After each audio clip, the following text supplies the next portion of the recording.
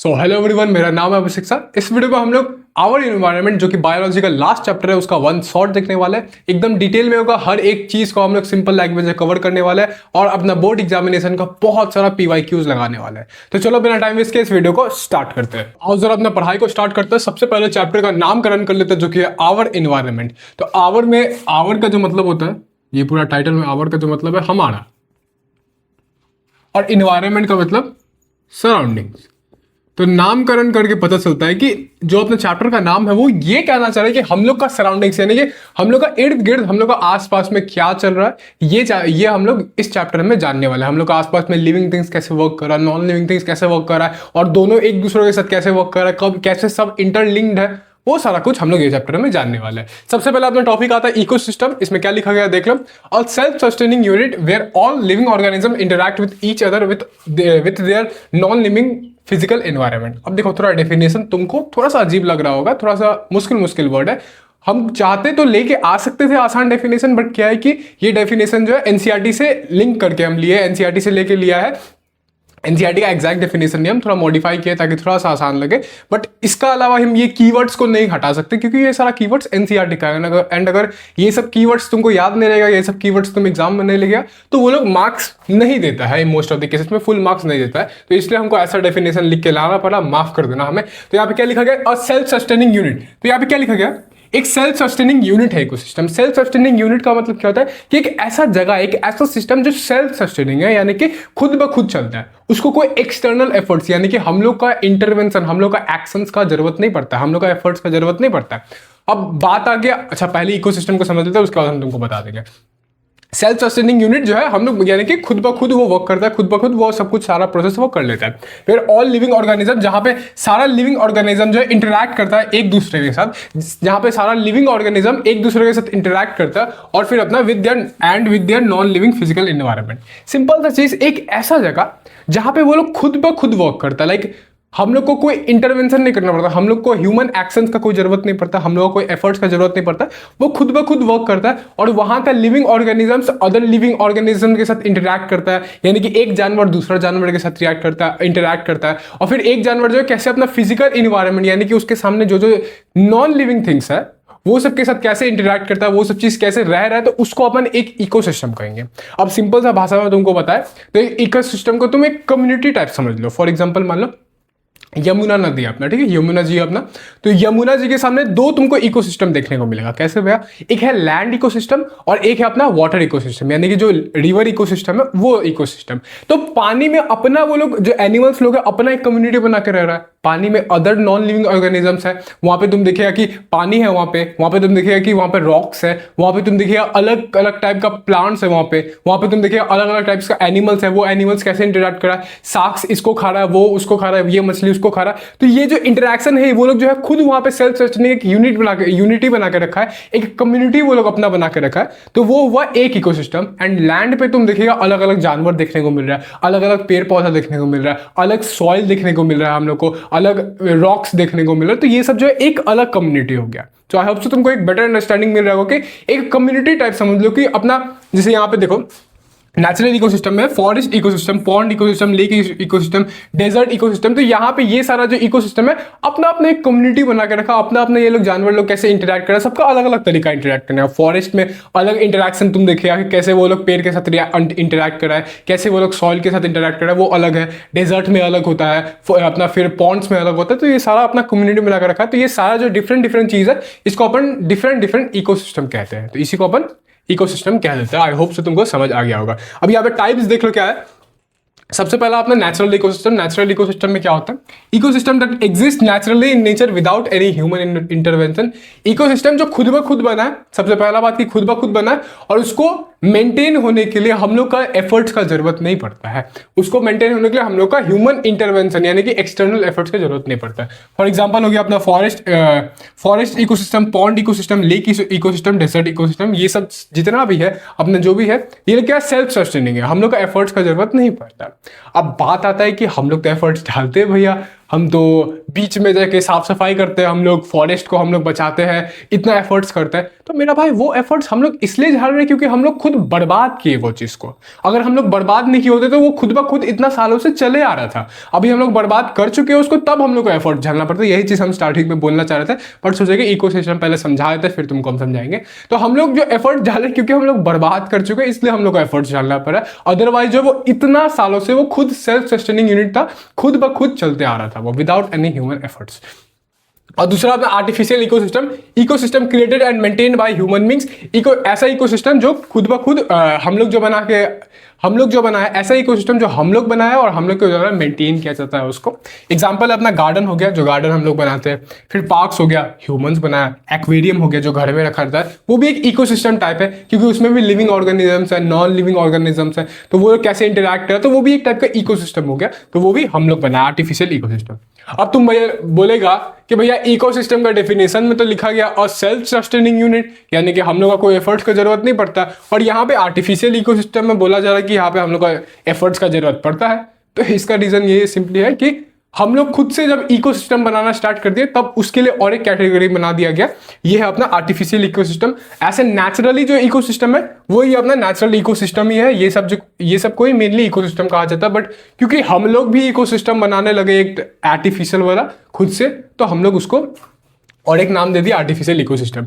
अब यहाँ पे देख लो, स्टडी ऑफ इकोसिस्टम, यानी कि जो इकोसिस्टम को स्टडी करता है, जो ये कम्युनिटी को स्टडी करता है, जो ये सब जो एनिमल्स है कैसे वो इंटरैक्ट कर रहा है नॉन लिविंग थिंग्स के साथ, कैसे एक एनिमल दूसरा एनिमल के साथ इंटरैक्ट कर रहा है, क्या उसको खा रहा है, क्या उसको प्यार कर रहा है जो भी कर रहा है, तो उसको उसका स्टडी को इकोलॉजी कहा जाता है। ठीक है, तो आओ सर आप देख लेते हैं इकोसिस्टम का कंपोनेंट्स क्या क्या होता है। दो कंपोनेंट्स होता है अपने इकोसिस्टम का, सिंपली बायोटिक और अबायोटिक। सिंपल से बात बोले तो बायोटिक जो है लिविंग थिंग्स अपना इकोसिस्टम का, एंड अबायोटिक जो है वो नॉन लिविंग थिंग्स अपना इकोसिस्टम का। यहाँ पे देख लो क्या लिखा गया है। बायोटिक कंपोनेंट सबसे पहला आ जाता है all living organisms present in an ecosystem, यानी कि इकोसिस्टम में जो भी लिविंग ऑर्गेनिज्म यानी कि जिंदा पदार्थ, जिंदा जानवर सब जो है, ऑर्गेनिज्म जो है, वो लोग को अपन बोल देते हैं बायोटिक कंपोनेंट्स। जानवर सब यानी कि प्लांट्स भी हो गया, फिर बैक्टीरिया भी हो गया। एग्जांपल देख लो, एनिमल्स, प्लांट्स, बैक्टीरिया एक्सेट्रा, जो भी जिंदा चीज है, जो भी लिविंग थिंग्स है। फिर दूसरा अपना अबायोटिक कंपोनेंट्स। अबायोटिक कंपोनेंट्स क्या है? The non living physical and chemical factor of an ecosystem. Simple से बात बोले तो जो भी नॉन लिविंग चीज हम लोग के इकोसिस्टम में प्रेजेंट है, जो इकोसिस्टम में जो भी नॉन लिविंग चीज प्रेजेंट होता है, उसको अपन अबायोटिक कंपोनेंट बोलते हैं। अब तुम यहाँ पे बोलेगा भैया फिजिकल और केमिकल फैक्टर क्या लिखा गया है, तो इसका सिंपल सा मतलब होता है मेरा भाई कि हम लोग का नॉन लिविंग थिंग्स में बहुत सारा ऐसा चीज आ गया जो फिजिकल है, यानी कि उसको हम लोग मेजर कर सकते हैं, और बहुत सारा ऐसा चीज आ गया जो कि केमिकल्स है। अगर तुम यहाँ पे एग्जाम्पल देखिएगा तो यहाँ पे टेम्परेचर हो गया अपना, रेनफॉल, गैस, टेम्परेचर भी एक नॉन लिविंग थिंग है और वो अबायोटिक कंपोनेंट में आता है क्योंकि वो नॉन लिविंग थिंग है और उसको मेजर किया जा सकता है, वो फिजिकल में आ जाता है। तो यहाँ पे टेम्परेचर देख लो, रेनफॉल देख लो, ये लोग क्या है, एक फिजिकल नॉन लिविंग थिंग है जिसको अपन मेजर कर सकते हैं। फिर वहीं पर यहाँ पर अगर मिनरल्स देखने जाए तो मिनरल्स में बहुत सारा ऐसा मिनरल्स है जो कि केमिकल्स चीज है। ऑफकोर्स ये बात है कि सारा मिनरल्स लगभग केमिकल चीज में आता है, तो केमिकल भी है और फिजिकल भी है और दोनों नॉन लिविंग है, तो इसलिए यहाँ पे लिखा जाता है physical and chemical factors of an ecosystem, इसका डेफिनेशन में। आई होप तो समझ गया होगा तुम। अब यहाँ पे देख लो, हम लोग बायोटिक कंपोनेंट को और थोड़ा निकाल के उसका और थोड़ा जो भी डिवाइड करके जो भी फैक्टर सब आता है वो सबको पढ़ना पड़ेगा। बायोटिक कंपोनेंट जो है वो तीन चीज में डिवाइडेड है। बायोटिक कंपोनेंट में प्रोड्यूसर आता है, कंज्यूमर आता है और डिकम्पोजर आता है। बायोटिक कंपोनेंट क्या होता है? जितना भी लिविंग थिंग्स हम लोग का इकोसिस्टम में प्रेजेंट होता है। ठीक है, तो यहाँ पे प्रोड्यूसर आता है, कंज्यूमर आता है और डिकम्पोजर आता है, तीन पार्ट्स में डिवाइडेड है। और फिर कंज्यूमर जो है वो भी तीन पार्ट्स में डिवाइडेड है, primary consumer, secondary consumer, tertiary consumer. ये सब चीज को हम लोग डिटेल में पढ़ेंगे इसके बाद वाला स्लाइड में। अभी तुमको एक बस जिस्ट दे दिया, एक मैजिक दिखाए तुमको एक मैजिक दिखाए, देखा भाई, ये जैसे व्हाइट बोर्ड मार्कर है ना, तो इसको अपन ऐसे किए, मिट गया। ठीक है, यहाँ पे देखो इसको गलती से हम ना परमानेंट मार्कर से लिख दिए, अब मिट ही नहीं रहा। देखो तब से मेरा माथा घूम गया था। कोई बात नहीं, हम मिटा के तुमको दिखाते हैं, दूसरा पढ़ाते हैं। तो जो हम डिवाइड किए थे अपना बायोटिक कंपोनेंट्स का, आओ जरा वो सब चीज को अब डिटेल में समझ लेते हैं। सबसे पहला क्या अपना प्रोड्यूसर हो गया, यानी कि ऑटोट्रॉफ हो गया, सिंपली जो अपना खाना खुद बनाता है। और यहाँ पे डेफिनेशन क्या लिखा गया? Organisms that make their own food using sunlight and chlorophyll. ऐसा ऑर्गेनिज्म जो खुद का खाना खुद बनाता है, खुद के लिए भी एंड अदर ऑर्गेनिजम्स के लिए भी, यूजिंग द सनलाइट, यानी कि सिंपली क्लोरोफिल और सनलाइट का यूज करता है। सिंपल वर्ड में बोले तो वो लोग फोटोसिंथेसिस का प्रोसेस से अपना खाना बनाता है। एग्जाम्पल हो गया अपना ग्रीन प्लांट्स और ब्लू ग्रीन एल्गे। हाँ मेरा भाई, ये भी खाना बनाता है ब्लू ग्रीन एल्गे। ये क्या है? सियानो बैक्टीरिया है, याद करो इसका नाम, कहीं ना कहीं तुम सुना होगा, चैप्टर 1 में, हम लोग चैप्टर 1 में इसके बारे में पढ़े थे। दूसरा चीज अपना कंज्यूमर। अच्छा, फॉर जनरल नॉलेज बता दे रहे कि ये जो डेफिनेशन है एनसीईआरटी में दिया गया है एंड इसी टाइप में लिखा गया है, बट थोड़ा सा इसमें ना उबड़ खाबड़ है, क्योंकि बहुत सारा ऐसा बैक्टीरिया भी है जो केमिकल्स का यूज करके खाना अपना बनाता है। बट क्योंकि यहाँ पे इन्वायरमेंट के बारे में बात किया जा रहा है, 99 मोस्टली जो है फोटोसिंथेसिस से खाना बनता है, हम लोग का वही यूज होता है, तो लिखना था वो लोग को, बट तभी फॉर जनरल नॉलेज तुम लोग को बता दिया। तो दूसरा अपना कंज्यूमर। कंज्यूमर क्या है? हेटेरोट्रॉफ्स, यानी कि जो दूसरे पे डिपेंडेंट रहता है, ऐसा ऑर्गेनिज्म जो खाने के लिए दूसरे पे डिपेंडेंट रहता है। यहाँ पे क्या? Organisms that depend on producers directly और इनडायरेक्टली। ये ऐसा ऑर्गेनिज्म जो अपना प्रोड्यूसर्स पे या तो डायरेक्टली डिपेंडेंट रहता है या फिर इनडायरेक्टली डिपेंडेंट रहता है। कैसे हम लोग देखेंगे आगे।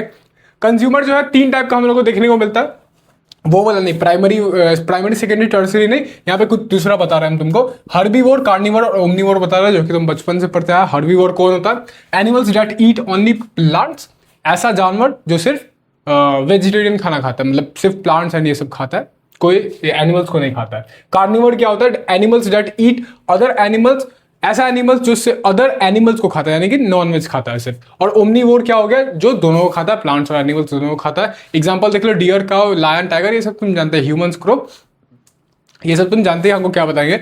अब यहां पे देख लो कि यहां पे तुमको हर्बीवोर जो है वो मोस्ट ऑफ द टाइम तुमको, ऑलमोस्ट एवरी टाइम तुमको प्राइमरी कंज्यूमर देखने को मिलेगा। एंड अपना ये जो है, यानी कि अपना कार्निवोर और ओमनीवोर, यही जो है तुमको सेकेंडरी या फिर टर्सरी कंज्यूमर देखने को मिलेगा। ठीक है, ये अपना दिमाग में रखना कि हमेशा जो हर्बीवोर है वही तुमको most of the time primary consumer देखने को मिलेगा। एंड अपना दोनों जो है कार्निवोर और ओमनीवोर जो है वो हम लोग को या तो सेकेंडरी या फिर टर्सरी कंज्यूमर देखने को मिलेगा। ठीक है भैया, समझ गए। यहाँ पे एग्जांपल देख लो, वही चीज को प्रूव कर देते हैं हम। यहाँ पे सबसे पहले यहाँ पे ग्रास है, ग्रास को खाया ग्रास हॉपर। ये क्या है? इसको फूड चेन बोला जाता है। हम तुमको बाद में ये सब चीज के बारे में समझाएंगे। अब इसे हम तुमको समझाना चाह रहे हैं कि ये प्राइमरी टर्सरी जो सेकेंडरी वाला सीन है, इसको हम समझाना चाह रहे हैं तुमको। ये जो ग्रास है अपना, ग्रास क्या है? खाना बन रहा है, एक ग्रीन प्लांट है जो खुद का फोटोसिंथेसिस करके ये लोग खाना बनाने वाला। सिंपली मान लो ये एक प्लांट है, तो ये क्या बनता है? अपना प्रोड्यूसर। क्या ये डिपेंडेंट है किसी पे खाने के लिए? नहीं भैया। तो ये क्या? ऑटोट्रॉफ है, तो यानी कि यह क्या हुआ? प्रोड्यूसर हुआ। ठीक है भैया। अब यहाँ पे ग्रास हॉपर जो है ग्रास को खाता है, ग्रास हॉपर जो है ग्रास को खाता है, इतना तो पता ही होगा, तुम देखा होगा वो ग्रीन कलर का जो उड़ते रहता है ना, मक्खी क्या भी बोलता है तुम, तो ग्रास हॉपर जो है वो ग्रास को खाता है। तो सबसे पहला जो कंज्यूमर आ रहा है उसको, जब सबसे पहला जो अपना कंज्यूमर आता है उसको अपन प्राइमरी कंज्यूमर बोलते हैं। सबसे पहला जो कंज्यूमर आता है उसको क्या बोलते हैं? Primary consumer. सी डॉट लगा दे, कंज्यूमर समझ लेना। उसके बाद जो आता है अपन बोलते हैं सेकेंडरी कंज्यूमर। एंड उसके बाद जो आता है उसको बोलते हैं टर्सरी कंज्यूमर। एंड उसके बाद भी आता है क्वार्टिनरी, बट उतना तुम लोग को जानने का जरूरत नहीं, टर्सरी तक ही हम लोग को लगभग सिलेबस में है। तो यहाँ पे उसके बाद जो आ रहा है, पहले देख लो सीक्वेंस क्या होता है, पहले प्राइमरी, फिर सेकेंडरी, फिर टर्सरी, ये तीनों जो है सीक्वेंस में रहता है। ठीक है भैया, समझ गए। अब यहाँ पे देख लो, यहाँ पे और एक एग्जाम्पल देख लो, प्लांट है। यहाँ पे प्लांट क्या हुआ? अपना प्रोड्यूसर हुआ भैया, ऑटोट्रॉफ है ये। ठीक है भैया, समझ गए। फिर उसके बाद क्या आता है? डियर आता है अपना, यानी कि अपना वो हिरन आता अपना। तो सबसे पहला जो अपना कंज्यूमर आता है उसको अपन क्या बोलते हैं? प्राइमरी कंज्यूमर बोलते हैं भैया। ठीक है, प्राइमरी कंज्यूमर बोलते हैं। फिर उसके बाद क्या आ रहा है? जो आता है सेकेंडरी कंज्यूमर बन जाता है वो, तो यानी कि ये जो अपना लायन है, शेर है अपना, वो सेकेंडरी कंज्यूमर यहाँ पे बन जाता है। तो आई होप से तुमको ये फंडा समझ आएगा कि पहले प्राइमरी, फिर सेकेंडरी, फिर टर्सरी। और अगर तुम यहाँ पे देखिए तो most of the primary consumer जो है यहाँ पे तुमको हर्बीवोर ही देखने को मिलेगा। ग्रास हॉपर हर्बीवोर, डियर अपना हर्बीवोर। तो मोस्ट ऑफ द तुमको लगभग हर टाइम जो है अपना प्राइमरी कंज्यूमर जो है हर्बीवोर ही देखने को मिलेगा। एंड उसके बाद जो आ रहा है यहाँ पे देखो, या तो वो कार्निवोर है या फिर ओमनीवोर हम लोग को देखने को मिल रहा है। ठीक है, तो आओ जरा आप डिकम्पोजर्स को देख लेते हैं। डिकम्पोजर्स क्या है? Micro organisms that breaks down dead bodies and organic waste into simple nutrients, recycling them back into the soil. Simply decomposers कैसा होता है? क्या होता है? माइक्रो ऑर्गेनिज्म, यानी कि बहुत छोटा छोटा ऑर्गेनिज्म होता है जो क्या करता है? डेड बॉडीज पे फीड करता है, यानी कि डेड बॉडीज को अपना खाना बनाता है। और वो डेड बॉडी को क्या करता है? इतना सिंपलर फॉर्म में कर देता है कि वो फिर से सॉल्यूबल हो जाता है सॉइल के अंदर में। वही चीज यहाँ पे लिखा गया है कि माइक्रो ऑर्गेनिज्म। माइक्रो ऑर्गेनिज्म क्या? बहुत छोटा छोटा organism that break down dead bodies and organic waste into simple nutrients. अब ब्रेक डाउन का मतलब क्या है भैया? कोई भी इंसान जब मरा, फॉर एग्जाम्पल, नहीं अपना एग्जाम्पल नहीं देंगे, मान लो कोई इंसान मरा है, कोई भी जानवर मरा, तो उसका जो बॉडी है, बॉडी का जो पार्ट्स है वो सब बहुत, बॉडी का जो मॉलिक्यूल्स होगा वो बहुत कॉम्प्लेक्स होगा, यानी कि वो इजिली सॉल्यूबल नहीं होगा सॉइल में, धरती में जो वो इजिली सॉल्यूबल नहीं हो पाएगा। बट अगर उसको तोड़ अगर हम सिंपल फॉर्म में ला दे तो क्या हो जाएगा, सॉल्यूबल हो जाएगा सॉइल में। तो अपना डिकम्पोजर्स का यही काम रहता है कि वही जो कॉम्प्लेक्स अपना जो बॉडी है उसको तोड़ के इतना सिंपल फॉर्म में ला देता है कि वो जो है सॉल्यूबल हो जाता है सॉइल में। ठीक है भैया, समझ गए। अब यहाँ पे बॉडीज लिखा गया, डेड बॉडीज तो लिखा गया, प्लस ऑर्गेनिक वेस्ट भी लिखा गया। ऑर्गेनिक वेस्ट मतलब वही अपना पूप जो होता है, पॉटी कॉटी जो होता है, उसके बारे में बात किया जा रहा है, जानवर लोग का, ह्यूमंस का, जो भी। तो into simpler nutrients in the sense कि ऐसा फॉर्म में ले आ रहा है कि अब वो सॉल्यूबल है सॉइल में, recycling them back into the soil, जो कि फिर से सॉइल में रिसाइकल हो जाता है। एंड माइंड यू मेरा भाई, ये प्रोसेस जो है बहुत इंपॉर्टेंट होता है सॉइल का न्यूट्रिएंट्स के लिए। जैसे कि वो कोई भी चीज मरा, कोई भी न्यूट्रिएंट्स, चाहे वो ऑर्गेनिक वेस्ट हो, कोई भी जानवर मर रहा है, तो उसका न्यूट्रिएंट्स फिर से सॉइल में चला जा रहा है। सॉइल में अगर न्यूट्रिएंट्स नहीं होगा, तुम जानते हो क्या होगा, खाना ही नहीं उग पाएगा। तो खाना नहीं उग पाएगा तो कितना हम लोग को, सोचो कितना हम लोग को हार्म पहुंचेगा। तो अगर खाना नहीं उग पाएगा, खाना उगने के लिए क्या चाहिए, न्यूट्रिएंट्स चाहिए सॉइल के अंदर। तो वो न्यूट्रिएंट कहां से हो रहा है, इस प्रोसेस से आ रहा है। समझ गए, ये एक साइकिल प्रोसेस है जो होते रहता है, चलते जाता है। एग्जाम्पल क्या अपना बैक्टीरिया और फंगाई, जो बहुत छोटा छोटा है। अगर तुम देखेगा, लाइक मान लो कि कहीं पर चूहा मर गया, कुछ भी, कोई भी एनिमल मर गया, चूहा हो गया, खरगोश हो गया, खरगोश नहीं बोलना चाहिए, खरगोश अच्छा है तो नहीं, ऐसा नहीं बोलना चाहिए। तो यहाँ पे मान लो चूहा मर गया, ठीक है। तो चूहा मर गया, तुम अगर वो जो चूहा है उसको 10 दिन बाद आके देखिए ना, चूहा मरा हुआ, तुम छोड़ दिया उसको ऐसे, तुम कुछ नहीं किया, तुम उसको फेंका तक नहीं, तुम उसको वहां पे छोड़ देगा। तो तुम अगर 10 दिन बाद आके उसको देखेगा तो वो चूहा वहां से गायब हो जाएगा। कैसे गायब हो जाएगा, ये जो बैक्टीरिया एंड फंगाई जो है उसके ऊपर आके फीड करता है, और फीड करके क्या करता है, उसको क्या करता है, सिंपल फॉर्म में ब्रेक डाउन करता है वो लोग को। सिंपल फॉर्म में ब्रेक डाउन करके क्या होता है, वो क्या होता है, फिर से सॉल्युबल हो जाता है सॉइल में, क्योंकि वो सिंपल फॉर्म में आ चुका है। एंड जो ये बैक्टीरिया फंगाई, ये लोग का खाना ऐसे ही मिलता है वो लोग को। ये लोग क्या सैप्रोफाइटिक न्यूट्रिशन दिखाता है, याद है ये वर्ड जो हम लोग लाइफ प्रोसेस चैप्टर में पढ़े थे। ये लोग सैप्रोफाइटिक न्यूट्रिशन दिखाता है, यानी कि dead organisms, dead and decaying organisms पे ये लोग फीड करता है। और ये लोग को जो है सैप्रोट्रॉप्स भी कहा जाता है, डिकम्पोजर्स को सैप्रोट्रॉप्स भी कहा जाता है। ठीक है भैया, समझ गए हम डिकम्पोजर्स के बारे में, और बहुत इंपॉर्टेंट होता है हम लोग का इन्वायरमेंट के लिए, तो ये भी समझ गए हम। चले आगे चलते हैं। फंक्शनिंग ऑफ एन इकोसिस्टम की, एक इकोसिस्टम कैसे फंक्शन करता है, एक पूरा ओवरव्यू हम लोग जो अभी तक पढ़े हैं, सिंपली उसका ले रहे हैं ओवरव्यू। यहाँ पे क्या होता है, सबसे पहले क्या होता है, द प्रोड्यूसर सिंथेसाइज का मतलब प्रोड्यूस करना, यानी कि बनाना। Synthesize complex food with the help of solar energy, carbon dioxide and sunlight and minerals। जो प्रोड्यूसर्स है अपना, यानी कि ग्रीन प्लांट्स हो गया, मोस्टली जो है ग्रीन प्लांट्स, 99% लगभग जो खाना जो है ग्रीन प्लांट्स ही बना के देता है हम लोग को, पेड़ पौधा जो है। तो पेड़ पौधा जो खाना बनाता है वो कॉम्प्लेक्स फूड हम लोग के लिए बनाता है। कॉम्प्लेक्स फूड क्योंकि वो लोग का जो मॉलिक्यूल्स होता है वो बहुत बड़ा होता है और बहुत कॉम्प्लेक्स होता है, यानी कि वो डायरेक्टली हम लोग डाइजेस्ट नहीं कर पाते। तुम पूरा पढ़ा ना लाइफ प्रोसेस चैप्टर में कि हम लोग खाते तो न्यूट्रिशन होता है, अंदर जाके ब्रेक डाउन होता है फूड जो है, बहुत सारा एंजाइम्स है फूड को ब्रेक डाउन करता है। क्यों ब्रेक डाउन करता है, क्योंकि उसका जो फूड का नेचुरल फॉर्म जो होता है वो बहुत ज्यादा कॉम्प्लेक्स होता है, तो डायरेक्टली हम लोग डाइजेस्ट नहीं कर पाते। तो इसलिए यहाँ पे कॉम्प्लेक्स फूड लिखा गया। सिंथेसाइज करता है कॉम्प्लेक्स फूड को with the help of solar energy, वही अपना सूर्यदेव। ओ भाई क्या लिखा गया, सोलर एनर्जी भी लिख दिया, सनलाइट भी लिख दिया, गलती हो गया साहब। तो with the help of carbon dioxide, sunlight and minerals, जो कि सॉइल से हम लोग को मिल जाता है, तो इसका मदद से वो लोग क्या बनाता है, खाना को बनाता है। The consumers eat up plants और अदर एनिमल्स। कंज्यूमर्स जो अपना जो खाना खाता है, जो हेटेरोट्रॉप्स है, जो डिपेंडेंट रहता है किसी पे खाने के लिए, मोस्टली प्लांट्स पे डिपेंडेंट रहता है खाने के लिए, वो लोग क्या करता है, या तो प्लांट्स को खाता है, जैसे कि हम लोग देखे थे कि जब वो था अपना प्लांट्स था,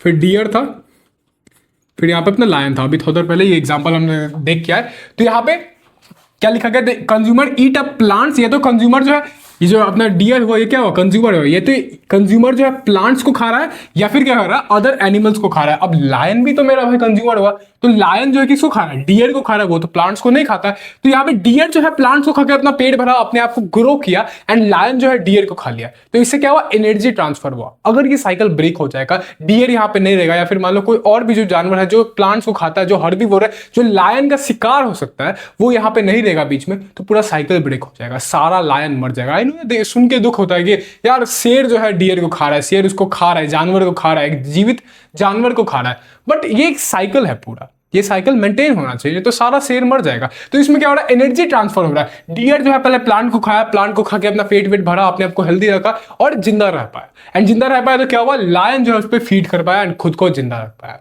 यहाँ पे खेल वही है कि भाई जिंदा रहना है सबको, तो यहाँ पे वही चीज लिखा गया कि कंज्यूमर जो है या तो प्लांट को खाता है या फिर कंज्यूमर जो है दूसरा एनिमल्स को खाता है, जो कि हम लोग यहाँ पे देख लिए।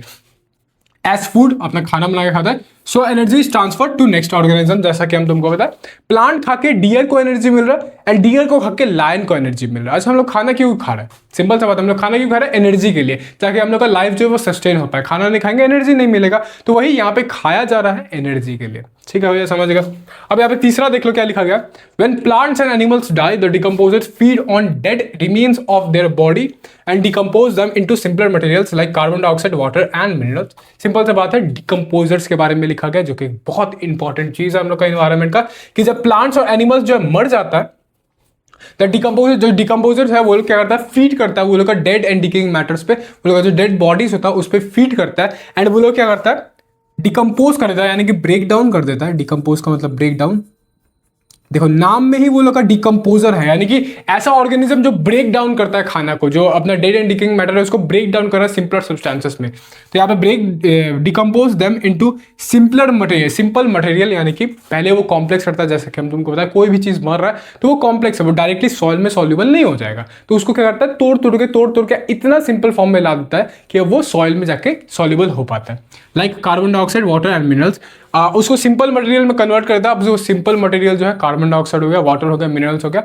अब भैया ये सब कहाँ से आया, कार्बन डाइऑक्साइड, वाटर, मिनरल्स, तो उसका बॉडी का अंदर ही होता है। कोई भी चीज़ मर रहा है तो उसके अंदर बहुत सारा मिनरल्स है, बहुत सारा तुमको कार्बन डाइऑक्साइड देखने को मिल जाएगा, वाटर देखने को मिल जाएगा, तो उसका बॉडी से ये सब चीज़ आ रहा है एंड वो जो है फिर से सॉइल के अंदर चला देते हैं, तो ये पूरा साइकिल मेंटेन रहता है। ठीक, तो ये तुम्हारा एक सवाल है जो कि 2025 में पूछा गया था। इसमें पूछा जा रहा बहुत ही फेमस सवाल है ये, हर साल लगभग कोई ना कोई तरीका में तुमको घुमा फिरा के पूछ दिया जाएगा। इसमें क्या लिखा गया कि we do not clean natural ponds और lakes whereas an aquarium और swimming pool needs to be clean regularly. Why?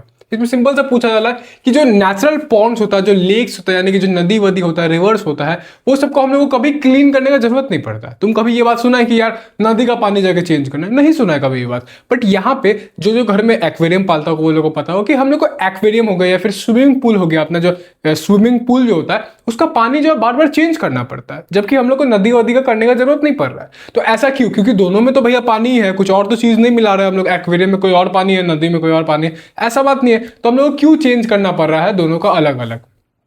दोनों में हम लोग को क्यों चेंज करना पड़ता है अपने एक्वेरियम वो सब का पानी, सब जो स्विमिंग पूल का पानी सब क्यों चेंज करना पड़ता है? तो उसका आंसर सिंपल से ये हो जाता है कि बिकॉज इट इज एन, अच्छा पहले हम मुंह से समझा दे रहे हैं फिर तुमको आंसर राइटिंग दिखाएंगे हम। तो यहाँ पे देखो सिंपल सा रीजन ये है कि एक्वेरियम जो होता है उसमें क्या है, डिकम्पोजर्स प्रेजेंट नहीं होता। एक्वेरियम में हम लोग एनिमल्स डालते हैं, सिलेक्टेड एनिमल्स डालते हैं। कोई मछली डाल दिए, कोई ये डाल दिए, तो कुछ 3-4 मछली लेके डाल दिए, उससे ज़्यादा कुछ डालते नहीं हम लोग, और 1-2 पेड़ पौधा लगा दिए। बट वहाँ पे सिलेक्टेड एनिमल्स रहता है एक्वेरियम में। मेरा कहने का मतलब समझिए कि हम लोग एनिमल्स को डाल रहे हैं, तो यहाँ पे हम लोग का चाहत से ज्यादा एनिमल्स नहीं होता। बट यहाँ पे रिवर में क्या होता है, वहां पे सिलेक्टेड एनिमल्स नहीं होता, वहां पे बहुत प्रकार का मछली होता है, बहुत प्रकार का मछली के अलावा भी डिकम्पोजर्स भी रहता है। मेरा बात पे ध्यान देना, डिकम्पोजर्स भी रहता है रिवर में, जबकि अपने एक्वेरियम में सिलेक्टेड एनिमल्स रहता है, यानी कि उसमें डिकम्पोजर्स प्रेजेंट नहीं होता। ये जो फंगाई बैक्टीरिया है ये सब प्रेजेंट नहीं होता, जो कि रिवर सब में, पॉन्ड्स में, लेक्स में प्रेजेंट होता है। तो यहाँ पे डिफरेंस ये आ जा रहा है कि डिकम्पोजर्स अपना एक्वेरियम में नहीं होता एंड वहां पे नेचुरल जो अपना इकोसिस्टम होता है वहां पे प्रेजेंट होता है। तो नेचुरल इकोसिस्टम में जब एनिमल जो है, नेचुरल सा स्वाभाविक सा बात है कि वो लोग अपना वेस्ट निकालेगा, वो लोग पॉटी करेगा, सिंपल सा बात है, 2 नंबर करेगा। तो 2 नंबर करेगा, मेरा पप्पा ही से बोलता था 1 नंबर 2 नंबर। तो मान लो वो लोग वेस्ट निकालेगा अपना, ठीक है, तो वेस्ट निकालेगा तो वेस्ट जो है पानी में आ जाएगा, ऐसे तो नहीं उड़ जाएगा ऊपर में, पानी में रहेगा, सीधा सा बात। तो पानी में जब आ जाता है वो ऑर्गेनिक वेस्ट जो है, तो हम तुमको बताए थे कि डिकम्पोजर जो है डेड बॉडीज को सिंपल फॉर्म में करता ही करता है, बट ऑर्गेनिक वेस्ट को भी वो लोग डिकम्पोज करता है, ब्रेक डाउन करता है। तो वो लोग डिकम्पोजर क्या करता है, वो सॉलिड वेस्ट जो होता है जो एनिमल्स का, उसमें भी आके डिकम्पोजिशन का स्टार्ट कर देता है, उसको भी आगे ब्रेक डाउन कर देता है एंड वो क्या हो जाता है, सॉल्युबल हो जाता है सॉइल में एंड वाटर में जाके, जो कि अब हार्मफुल नहीं रहता है। बट एक्वेरियम में जब एनिमल्स जो अपना सॉलिड वेस्ट को निकालता है तो उस समय क्या होता है, कोई डिकम्पोजर नहीं आता जो आके उसको तोड़ फोड़ के उसको सॉल्युबल कर दे, उसको हटा दे वहां से। तो क्या होता है, ये जो सॉलिड वेस्ट जो एक्वेरियम में हो जाए या फिर स्विमिंग पूल में हो गया, स्विमिंग पूल में तो तुम जानता ही है हम लोग क्या क्या करते हैं जाके, तो क्या क्या हो जाता है जाके। तो स्विमिंग पूल में तो वैसा बात है, तो वहां पे स्विमिंग पूल हो गया, अपना एक्वेरियम हो गया। तो यहाँ पे क्या, जो सॉलिड वेस्ट है उसको सॉल्यूबल करने के लिए, उसको हटाने के लिए, उसको डिकम्पोज करने के लिए कोई डिकम्पोजर नहीं है एक्वेरियम में। तो यहाँ पे इसलिए हम लोग को पानी चेंज करना पड़ता है। अगर हम लोग वो पानी चेंज नहीं करेंगे तो वो सॉलिड वेस्ट जो है थोड़ा देर टाइम बाद तुम देखिएगा कि वो है हार्मफुल सब्सटेंस में कन्वर्ट हो जाता है, एक टॉक्सिक सब्सटेंस में कन्वर्ट हो जाता है। और क्या होता है उसी का वजह से क्या होता है, क्योंकि वो टॉक्सिक सब्सटेंस में रिड्यूस हो गया, कन्वर्ट हो गया, तो अब वो क्या करता है, ऑक्सीजन लेवल को गिराने लगता है। एक्वेरियम का जो ऑक्सीजन लेवल है, स्पेसिफिकली हम एक्वेरियम का बात करें, स्विमिंग पूल भी तुम एक बार हम समझा रहे तुमको एक्वेरियम के लिए, बट तुम यहाँ पे लिख देना अपना एक्वेरियम और स्विमिंग पूल दोनों का सेम ही एक्सप्लेनेशन होने वाला है। तो एक्वेरियम में क्या होता है, रिड्यूस कर देता है ऑक्सीजन को, और क्योंकि ऑक्सीजन जो रिड्यूस हो जाता है तो वो एनिमल्स जो है उसके अंदर जो भी अपना फिश है, जो भी मछली उसके क्या होता है, मरने लगता है। तो यही रीजन है कि हम लोग को जो अपना एक्वेरियम है उसका पानी को चेंज करना पड़ता है, बिकॉज उसमें डिकम्पोजर जो है प्रेजेंट नहीं रहता है। सिंपल सा एक वर्ड है कि डिकम्पोजर जो है नेचुरल इकोसिस्टम में प्रेजेंट है और इसमें प्रेजेंट नहीं है, ये याद रखना है तुमको। ठीक हो गया, समझ गए। यहाँ पे देखो क्या लिखा गया, because it is an artificial ecosystem. अरे ये तो हम समझाने के लिए लिखे भैया, तुम तो अच्छा से आंसर लिखना एग्जाम में, समझे। इधर क्या लिखना पड़ेगा तुमको, क्वेश्चन से स्टार्ट करना। We need to clean an aquarium और अ स्विमिंग पूल। अगर लिख रहे तो लिख लो, वी नीड एन, लिख रहा मतलब क्या है, तुमको नोट्स बनाना है भैया, इतना मेहनत से लिख के आते हैं, फालतू फालतू बात मत करो, नोट्स बनाना, ठीक है भाई, बहुत मेहनत से लिख के आते हैं, तुम लोग के लिए लिख के लाते हैं, इवन क्वेश्चंस भी इसलिए लिख के लाते हैं ताकि तुम्हारा नोट्स में रहे। एंड बाद में जब भी तुम पढ़े, चाहे वो एग्जाम का टाइम हो, कोई भी टाइम हो, ये वन शॉट जो है इतना इनफ होता है कि तुम्हारा पूरा साल भर ये चैप्टर तुमको काम आ जाएगा। बट बात यह है कि तुमको खुद से सेल्फ स्टडी करके खुद को रिवीजन देना पड़ेगा। वो रिवीजन के लिए हम तुमको नोट्स भी लिखवा रहे हैं ताकि वो बार बार तुम्हारे दिमाग में रिकॉल होते रहे। अब चाहे तुम एग्जाम का 1 दिन पहले देख रहे हैं, एग्जाम का 5 दिन पहले देख रहे हैं, या फिर साल का स्टार्टिंग में देख रहे हैं, सबका सेम ही मीनिंग होने वाला है। इतना इनफ है ये अपना लेक्चर जो है। तो यहाँ पे ऐसे लिखना कि we need to clean an aquarium और a swimming pool because it is an artificial ecosystem. हम यहाँ पर देख लो, हम लोग स्विमिंग पूल को भी डिनोट कर दिए जब हम लोग लिख रहे थे एक्वेरियम और अ स्विमिंग पूल, तो इसको भी डिनोट कर दिया। तो यहाँ पे ऐसे लिखना, फिर उसके बाद लिखना because it is an artificial ecosystem that lakhs natural decomposers. अपना जो है एक्वेरियम हो गया, फिर स्विमिंग पूल हो गया, वो क्या है, एक आर्टिफिशियल इकोसिस्टम है जिसमें नेचुरल डिकम्पोजर जो है वो प्रेजेंट नहीं है। To break down organic waste, organic waste वही जो अपना सॉलिड वेस्ट हो गया एनिमल्स का, वही पॉटी वॉटी जो है, तो वो सबको ब्रेक डाउन करने के लिए नहीं है नेचुरल डिकम्पोजर्स। तो without decomposers fish waste and uneaten food accumulate to form toxic substances. बिना डिकम्पोजर्स के क्या होता है, जो फिश का वेस्ट होता है, जो एनिमल्स का सॉलिड वेस्ट होता है, मछलियों का सॉलिड वेस्ट होता है, और वो जो है, और फिर जो अनईटन खाना होता है, यानी कि जो खाना नहीं खाया होता, जो साइड में जाके बैठ गया है, तो वो सब खाना क्या होता है, अक्यूमुलेट, यानी कि एक जगह इकट्ठा हो जाता है and form toxic substances. Toxic substances जैसे कि हम तुमको बताया वैसा फॉर्म करता है, और उस टॉक्सिक सब्सटेंसेस की वजह से क्या होता है, ऑक्सीजन का मात्रा जो है पानी के अंदर रिड्यूस हो जाता है। Whereas natural ponds and lakes are self-sustaining because active decomposers continuously recycle waste। जहाँ पे हम लोग का नेचुरल पॉन्ड्स या फिर लेक्स हो गया उसका बात करेंगे, तो वहाँ पे नेचुरल डिकम्पोजर्स प्रेजेंट है जो कि वो चीज़ को रिसाइकल करता है, वो चीज़ को वेस्ट को फिर से डिकम्पोज कर देता है, फिर वो ये हो जाता है, फिर वो साइकिल चलते रहता है, जो कि अपना एक्वेरियम एंड इस सब में नहीं चलता है। अब यहाँ पे देख लो, फूड चेन के बारे में लिखा गया, linear series of organisms where each organism eats the one below slash before it to transfer food energy. एक लीनियर सीक्वेंस होता है ऑर्गेनिजम्स का। सिंपली हम जो उस समय तुमको दिखा रहे थे, कहा गया, क्या लिखे थे, ग्रास हॉपर, ग्रास हॉपर, फिर स्नेक इसको खा लेगा। भैया रात हो रहा है, सांप आपका नाम नहीं लेना चाहिए। रस्सी खा लेगा, रस्सी ग्रास हॉपर को खा लेगा। फिर ईगल यानी कि चील अपना स्नेक को खा लेगा। तो ये जो एक लीनियर सीक्वेंस अपन बना रहे हैं, जो एक सीक्वेंस बना, एक सीरीज बना, इसको अपन फूड चेन कहता है। हम उस समय में तुमको बताए थे कि आगे हम लोग चलेंगे, पढ़ेंगे फूड चेन के बारे में। तो ये जो लीनियर सीरीज है इसको अपन फूड चेन कहते हैं। ठीक है, समझ गया। Linear series of organisms where each organism जो है ईट करता है वन बिलो या फिर बिफोर इट, कि यहाँ पे हर एक ऑर्गेनिज्म जो है वो अपने से पहले वाला जो ऑर्गेनिज्म है उसको खा रहा है। ठीक है, यहाँ पे जैसे ग्रास जो हो गया प्रोड्यूसर हो गया, स्नेक जो है ग्रास हॉपर को खा रहा है, और ईगल जो अपना स्नेक को खा रहा है। यही चीज यहाँ पे लिखा गया है। टू ट्रांसफर फूड एनर्जी, खाने से क्या होता है, खाना क्यों खा रहे हैं, बिकॉज ऑफ एनर्जी। तो यहाँ पे क्या हो रहा है, ग्रास हॉपर का जो एनर्जी है वो स्नेक पे जा रहा है, स्नेक जो है स्नेक का एनर्जी वो ईगल पे जा रहा है, तो ये एनर्जी का ट्रांसफर हो रहा है। अब यहाँ पे बिलो या बिफोर इट इसलिए लिखा गया मेरा भाई, क्योंकि ये ऐसे सीधा भी होता है, ऐसे स्ट्रेट ये लेटा हुआ भी रहता है, और सीधा भी होता है ऐसे करके। ऐसे भी बहुत जगह तुम लिखा हुआ देखेगा, ग्रास हॉपर, फिर वही अपना स्नेक और अपना lion, I am sorry, equal.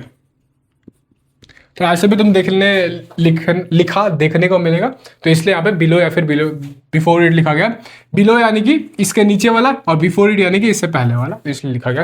Trophic level देख लो क्या होता है। ट्रॉपिक लेवल होता है ईच स्टेप या फिर level of a food chain. हर एक स्टेप या फिर लेवल, यानी कि मान लो ये एक लेवल हुआ, ये एक लेवल होता है, ये एक लेवल हुआ, ये एक लेवल हुआ, चारों जो डिफरेंट डिफरेंट लेवल है, तो हर एक डिफरेंट जो लेवल है उसको अपन ट्रॉपिक लेवल कहते हैं। जैसे कि यहाँ से स्टार्टिंग होता है, जो स्टार्टिंग है वहां से स्टार्टिंग होता है, तो ये अपना T1 हो गया।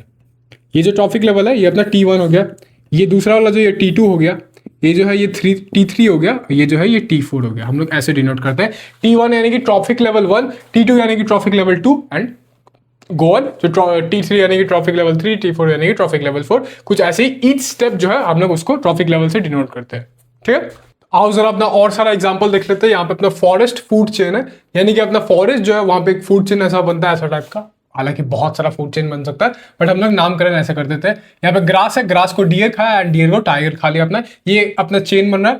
पहले अपना घास जो है उसको अपना हिरन खाया, हिरन को फिर अपना शेर जो है अपना टाइगर जो है उसको खा लेता है। तो यहाँ पे ग्रास जो हुआ अपना ट्रॉपिक लेवल 1 हुआ। ठीक है, यहाँ पे डियर जो हुआ अपना ट्रॉपिक लेवल 2 हुआ एंड ये जो है अपना ट्रॉपिक लेवल 3 हुआ। अब यहाँ पे ग्रास जो है वो अपना प्रोड्यूसर है, ये तुम्हारा प्रैक्टिस करवा रहे, ध्यान में रखना, जहन में रखना। और अपना डियर जो है वो अपना प्राइमरी कंज्यूमर है, पीसी यानी कि प्राइमरी कंज्यूमर, और पी यानी कि प्रोड्यूसर, और टाइगर जो है अपना सेकेंडरी कंज्यूमर है। ठीक है भाई, समझ गए। अब इसका तुम खुद से करने की कोशिश करो, हम बोल भी रहे हैं, उतना टाइम नहीं है मेरे पास, लेकिन तब खुद से भी हो सके तो एक बार स्टॉप करके खुद से नामकरण करने की कोशिश करो।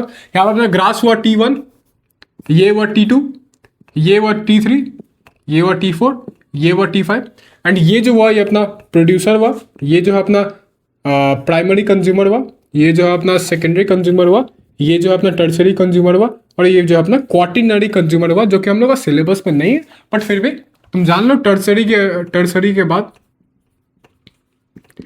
कंज्यूमर के बाद अपना क्वार्टरनरी कंज्यूमर आता है। ठीक है भैया, इसका आगे बढ़िए आप। ये यहाँ पे ये वाला जो हम थोड़ी देर पहले भी दिखाते तुमको फूड चेन, यहाँ पे बीच में फ्रॉग नहीं था, बट यहाँ पे फ्रॉग भी हम लोग ऐड कर सकते हैं। स्नेक जो है वो डायरेक्टली ग्रास हॉपर को भी खाता है एंड स्नेक जो है फ्रॉग को भी खाता है। कोई स्नेक ग्रास हॉपर को भी खाता है। शौक मत होना सुन के। ग्रास हॉपर वही अपना छोटा छोटा जो ग्रीन टाइप का जो एक मक्खी टाइप का रहता है ना, कीड़ा टाइप का, उसको अपन ग्रास हॉपर बोलते हैं। अब एक्वेटिक फूड चेन जो है ये देख लो एक बार अपना, यानी कि पानी में एक फूड चेन बनता है, इसको एक्वेटिक फूड चेन बोला जाता है। सबसे पहला आता है अपना फाइटोप्लैंक्टन। भैया फाइटोप्लैंक्टन क्या होता है वो पहले बताया जाए, रुको पहले उससे पहले नामकरण कर देते हैं। ये हो गया T1, ये हो गया अपना T2, ये हो गया अपना T3, ये हो गया अपना T4। अब ये जो है अपना प्रोड्यूसर है, यानी कि ऑफकोर्स ये बात है कोई प्लांट होगा। ये जो अपना प्राइमरी कंज्यूमर है, यानी कि ये अपना हर्बीवोर हो गया या स्मॉल फिश जो अपना सेकेंडरी कंज्यूमर है, और ये अपना टर्सरी कंज्यूमर है। अब आओ तुमको समझा देते फाइटोप्लैंक्टन, ज़ूप्लैंक्टन ये सब है क्या। तो फाइटोप्लैंक्टन कुछ नहीं, सिंपली स्मॉल एक्वेटिक प्लांट्स होता है, बहुत छोटा है। या फिर स्मॉल हटा के माइक्रोस्कोपिक लिखो, और यार जगह ही नहीं है। माइक्रोस्कोपिक एक्वेटिक प्लांट्स, बहुत छोटा प्लांट्स होता है। ये लोग फोटोसिंथेसिस भी कर पाता है। तो ये छोटा प्लांट्स को जो अपना ज़ूप्लैंक्टन खाता है। ज़ूप्लैंक्टन तुमको समझ ही आ गया होगा, ये क्या होता है, एक्वेटिक एनिमल्स होता है। एंड सिमिलरली ये प्लैंक्टन, फाइटोप्लैंक्टन की तरह ये भी क्या है, बहुत छोटा होता है, यानी कि वेरी स्मॉल एक्वेटिक एनिमल्स। तो सबसे पहले ये जो फाइटोप्लैंक्टन है बहुत छोटा एक्वेटिक प्लांट्स होता है जो फ्लोट करते रहता है पानी में, जो ये लोग फ्रीली फ्लोट करते रहता है, और यहाँ पे उसको खाता अपना ज़ूप्लैंक्टन। माइक्रोस्कोपिक यानी कि माइक्रोस्कोप से दिखा जा सकता है, सिर्फ उसको नेकेड आई से नहीं दिखा जा सकता। तो फिर ज़ूप्लैंक्टन जो बहुत छोटा एक्वेटिक एनिमल्स होता है जो फाइटोप्लैंक्टन यानी कि वो छोटा प्लांट्स को, एक्वेटिक प्लांट्स को खाता है। और फिर उसके बाद स्मॉल फिश अपना जो मछली हो गया वो हो गया अपना, और फिर उसके बाद फिश ईटिंग बर्ड हो गया, यानी कि वही किंग फिशर, विंग फिशर जो पानी में, फ्लेमिंगो, वो सब जो पानी में बैठ के खाता है मछली को, ऐसे पकड़ के मछली को खाता है।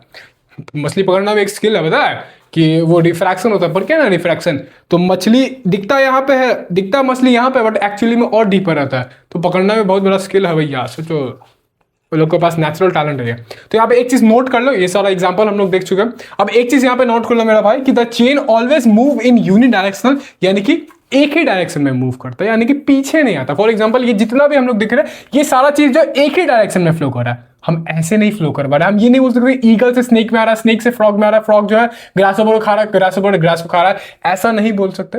ये जो है यूनिडायरेक्शन में, यानी कि सिर्फ इस तरफ जा रहा है, एक ही डायरेक्शन में जाने वाला है, पीछे की तरफ नहीं आएगा। तो यहाँ पे वही चीज लिखा गया, मूव्स इन यूनिडायरेक्शन, यानी कि सिंगल, यूनि का मतलब सिंगल, सिंगल डायरेक्शन।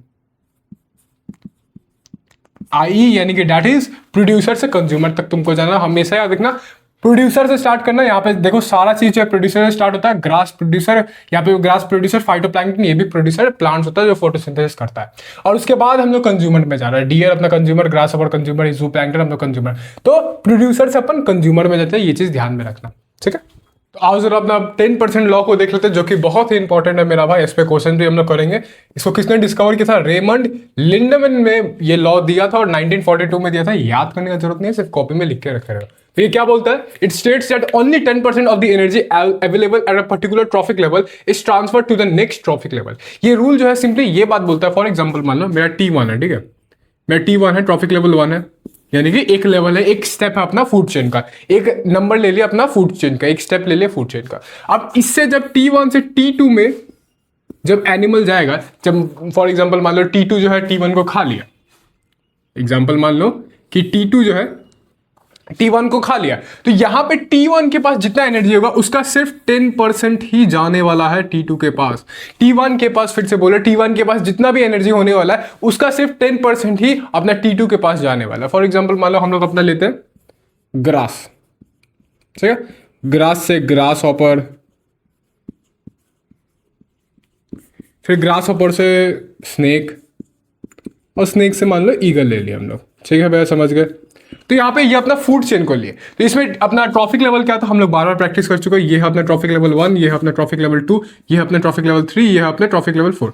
तो ग्रास से जब ग्रास ओवर में एनर्जी ट्रांसफर होता है तो सिर्फ 10% एनर्जी ट्रांसफर होता है। वैसे ही फिर ग्रास ओवर से स्नेक पे जब एनर्जी ट्रांसफर होता है सिर्फ 10%, फिर स्नेक से ईगल पे सिर्फ 10%। यहाँ पे देख लो फॉर एग्जाम्पल लिखा गया, यहाँ पे मान लो फॉर एग्जाम्पल सबसे पहला में 10,000 है, मान लो ग्रास में जो अपना एनर्जी लेवल है वो 10,000 का आसपास है, लाइक एग्जाम्पल ले रहे हैं, एग्जैक्ट नहीं होता। 10,000 जूल, जे मतलब जूल, एनर्जी का ये यूनिट होता है। तो 10,000 जूल अपना ग्रास पे एनर्जी है। तो जब ग्रास ऊपर खा लेगा, ग्रास को खाएगा, तो उसको सिर्फ 1000 जूल ही एनर्जी मिलने वाला है। क्यों ऐसा मिलने वाला है? क्योंकि 10% रूल का हिसाब से, हम क्यों होता है ऐसा हम तुमको बताएंगे, बट 10% रूल का हिसाब से यहाँ पे सिर्फ ग्रास से, जब ग्रास ऊपर जो है ग्रास को खाने वाला है उसको सिर्फ 1000 जूल एनर्जी ही मिलने वाला है, जबकि ग्रास के पास 10,000 जूल का एनर्जी था, बट तभी भी उसको 1000 जूल का एनर्जी ही मिलने वाला है।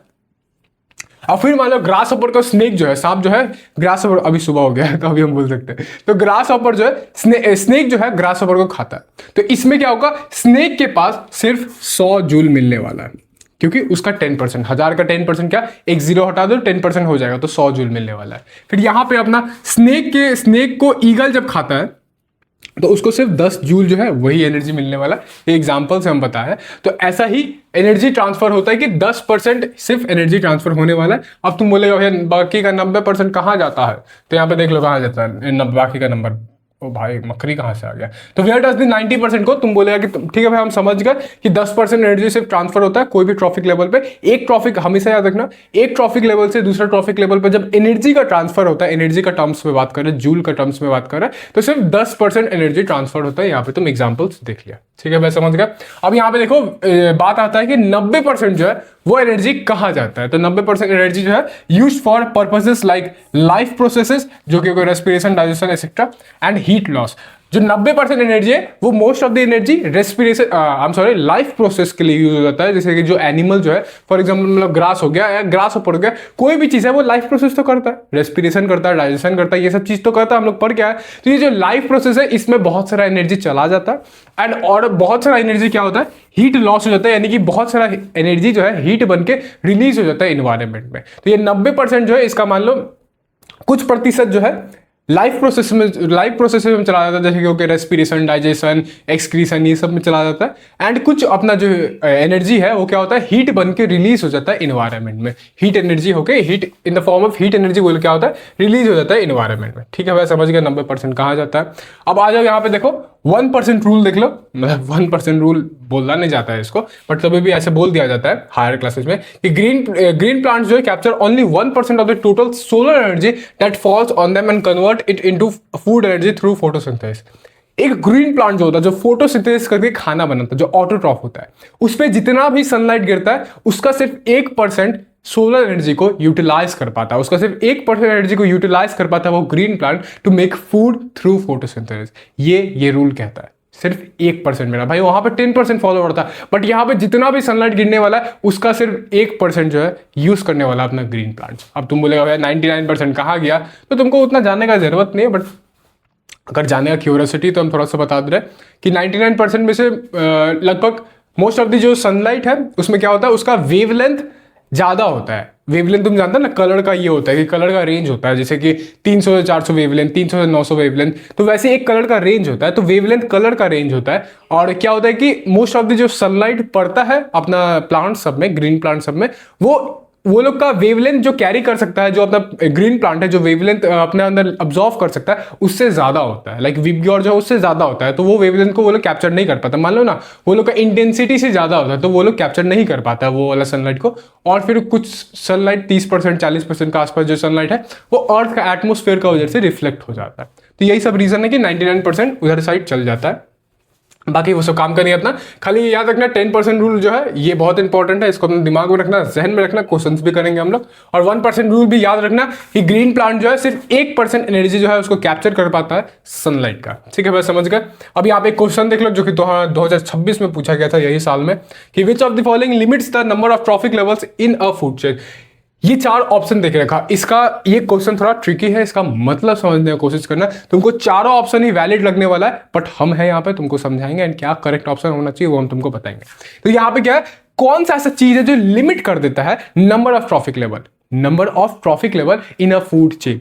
यहां पे सिंपली ये कहा जा रहा है कि फूड चेन का लंबाई को रोक सकता है, फूड चेन का जो ग्रोथ है, जितना लंबा होने वाला फूड चेन उसको डिसाइड करने वाला है। फॉर एग्जाम्पल मान लो यहाँ पे ग्रास, यही जो अपना एग्जाम्पल है, यहाँ पे एग्जांपल देख लो, ग्रास ऊपर स्नेक और ये ईगल, ये क्या अपना फूड चेन है, इसमें क्या है ट्रॉफिक लेवल्स है। तो इसमें क्वेश्चन में पूछा था कि ये चारों ऑप्शन में से कौन सा ऐसा चीज है जो ये नंबर ऑफ ट्रॉफिक लेवल्स को लिमिट कर देने वाला है, यानी कि फूड चेन को जो है वो लिमिट कर देने वाला, उसको छोटा कर देने वाला है, बड़ा कर देने वाला, कौन सा ऐसा चीज है जो ये चीज करके दिखा सकता है। तो यहाँ पे ऑप्शन है अपना availability of water, deficient food supply, decrease in energy at higher levels और पॉल्यूशन इन एयर। अब मेरा बात ध्यान से सुनना, मेरा बात का जवाब देना, ठीक है। Availability of water, for example मान लो हम तुमको अनलिमिटेड वाटर दे दिए, वाटर का बात किया जा रहा है, तो यहाँ पे हम तुमको अनलिमिटेड वाटर दे दिए, ठीक है, हम कोई भी एरिया पे अनलिमिटेड वाटर दे दिया एनिमल सबको, बट एनिमल सबको अनलिमिटेड वाटर देने के बाद भी जो ट्रांसफर होने वाला, एनर्जी ट्रांसफर होने वाला है, वो क्या होने वाला है, वो 10% ही होने वाला है। 10% लॉ का हिसाब से वो 10% ही एनर्जी ट्रांसफर होने वाला है, यानी कि एक टाइम पे आके 4 से 5 नंबर पे आके 4 से 5 ट्रॉफिक लेवल पे आके अपना फूड चेन जो है लिमिट हो जाएगा, अपना फूड चेन जो है उतना ही होने वाला है। तो इससे हम लोग समझ सकते हैं कि भैया वाटर पे तो डिपेंड नहीं करता कि एक फूड चेन कितना लंबा जाने वाला, ऑफकोर्स सर्वाइवल पे डिपेंड करता है, बट ये लंबाई जो फूड चेन का लंबाई उसको डिसाइड नहीं करता है। हम क्या बोले तुमको, अनलिमिटेड वाटर दे दिया, ठीक है, तभी भी जो है 10% एनर्जी ही ट्रांसफर होने वाला है, तो एक टाइम पे आके फूड चेन जो है अपना रुक जाएगा। अरे मान लो वाटर देने के बाद भी उसको 10,000 जूल मिल रहा है, तो 10,000 के बाद 1,000, 1,000 के बाद 100, 100 के बाद 10, 10 के बाद 1, उसके बाद तो खत्म हो जाएगा ना भाई। तो वही चीज हम यहाँ पे बोलना चाह रहे हैं, अवेलेबिलिटी ऑफ वाटर नहीं हो सकता यहाँ पे, क्योंकि अनलिमिटेड वाटर भी दे रहे हैं, तो यही हो पा रहा है। फिर यहाँ पे मान लो डेफिशिएंट फूड सप्लाई, यहाँ पे मान लो डेफिशिएंट फूड सप्लाई, यहाँ पे बोला जा रहा है कि खाना का कमी। तो फॉर एग्जांपल मान लो हम अनलिमिटेड खाना दे दिए, मतलब एनिमल सबको अनलिमिटेड खाना दे दिए, तो एनिमल सबको अनलिमिटेड भी खाना देने के बाद 10% एनर्जी ही ट्रांसफर होने वाला है, और 10% एनर्जी ट्रांसफर होने वाला है, यानी कि एक टाइम पे आके फूड चेन जो है रुक जाने वाला है, एक टाइम पे आके फूड चेन जो है रुक जाएगा। इसका मतलब ये भी चीज जो है वो डिसाइड नहीं करता कि एक फूड चेन कितना लंबा जाने वाला है। ये ऑप्शन भी गलत हो गया अपना।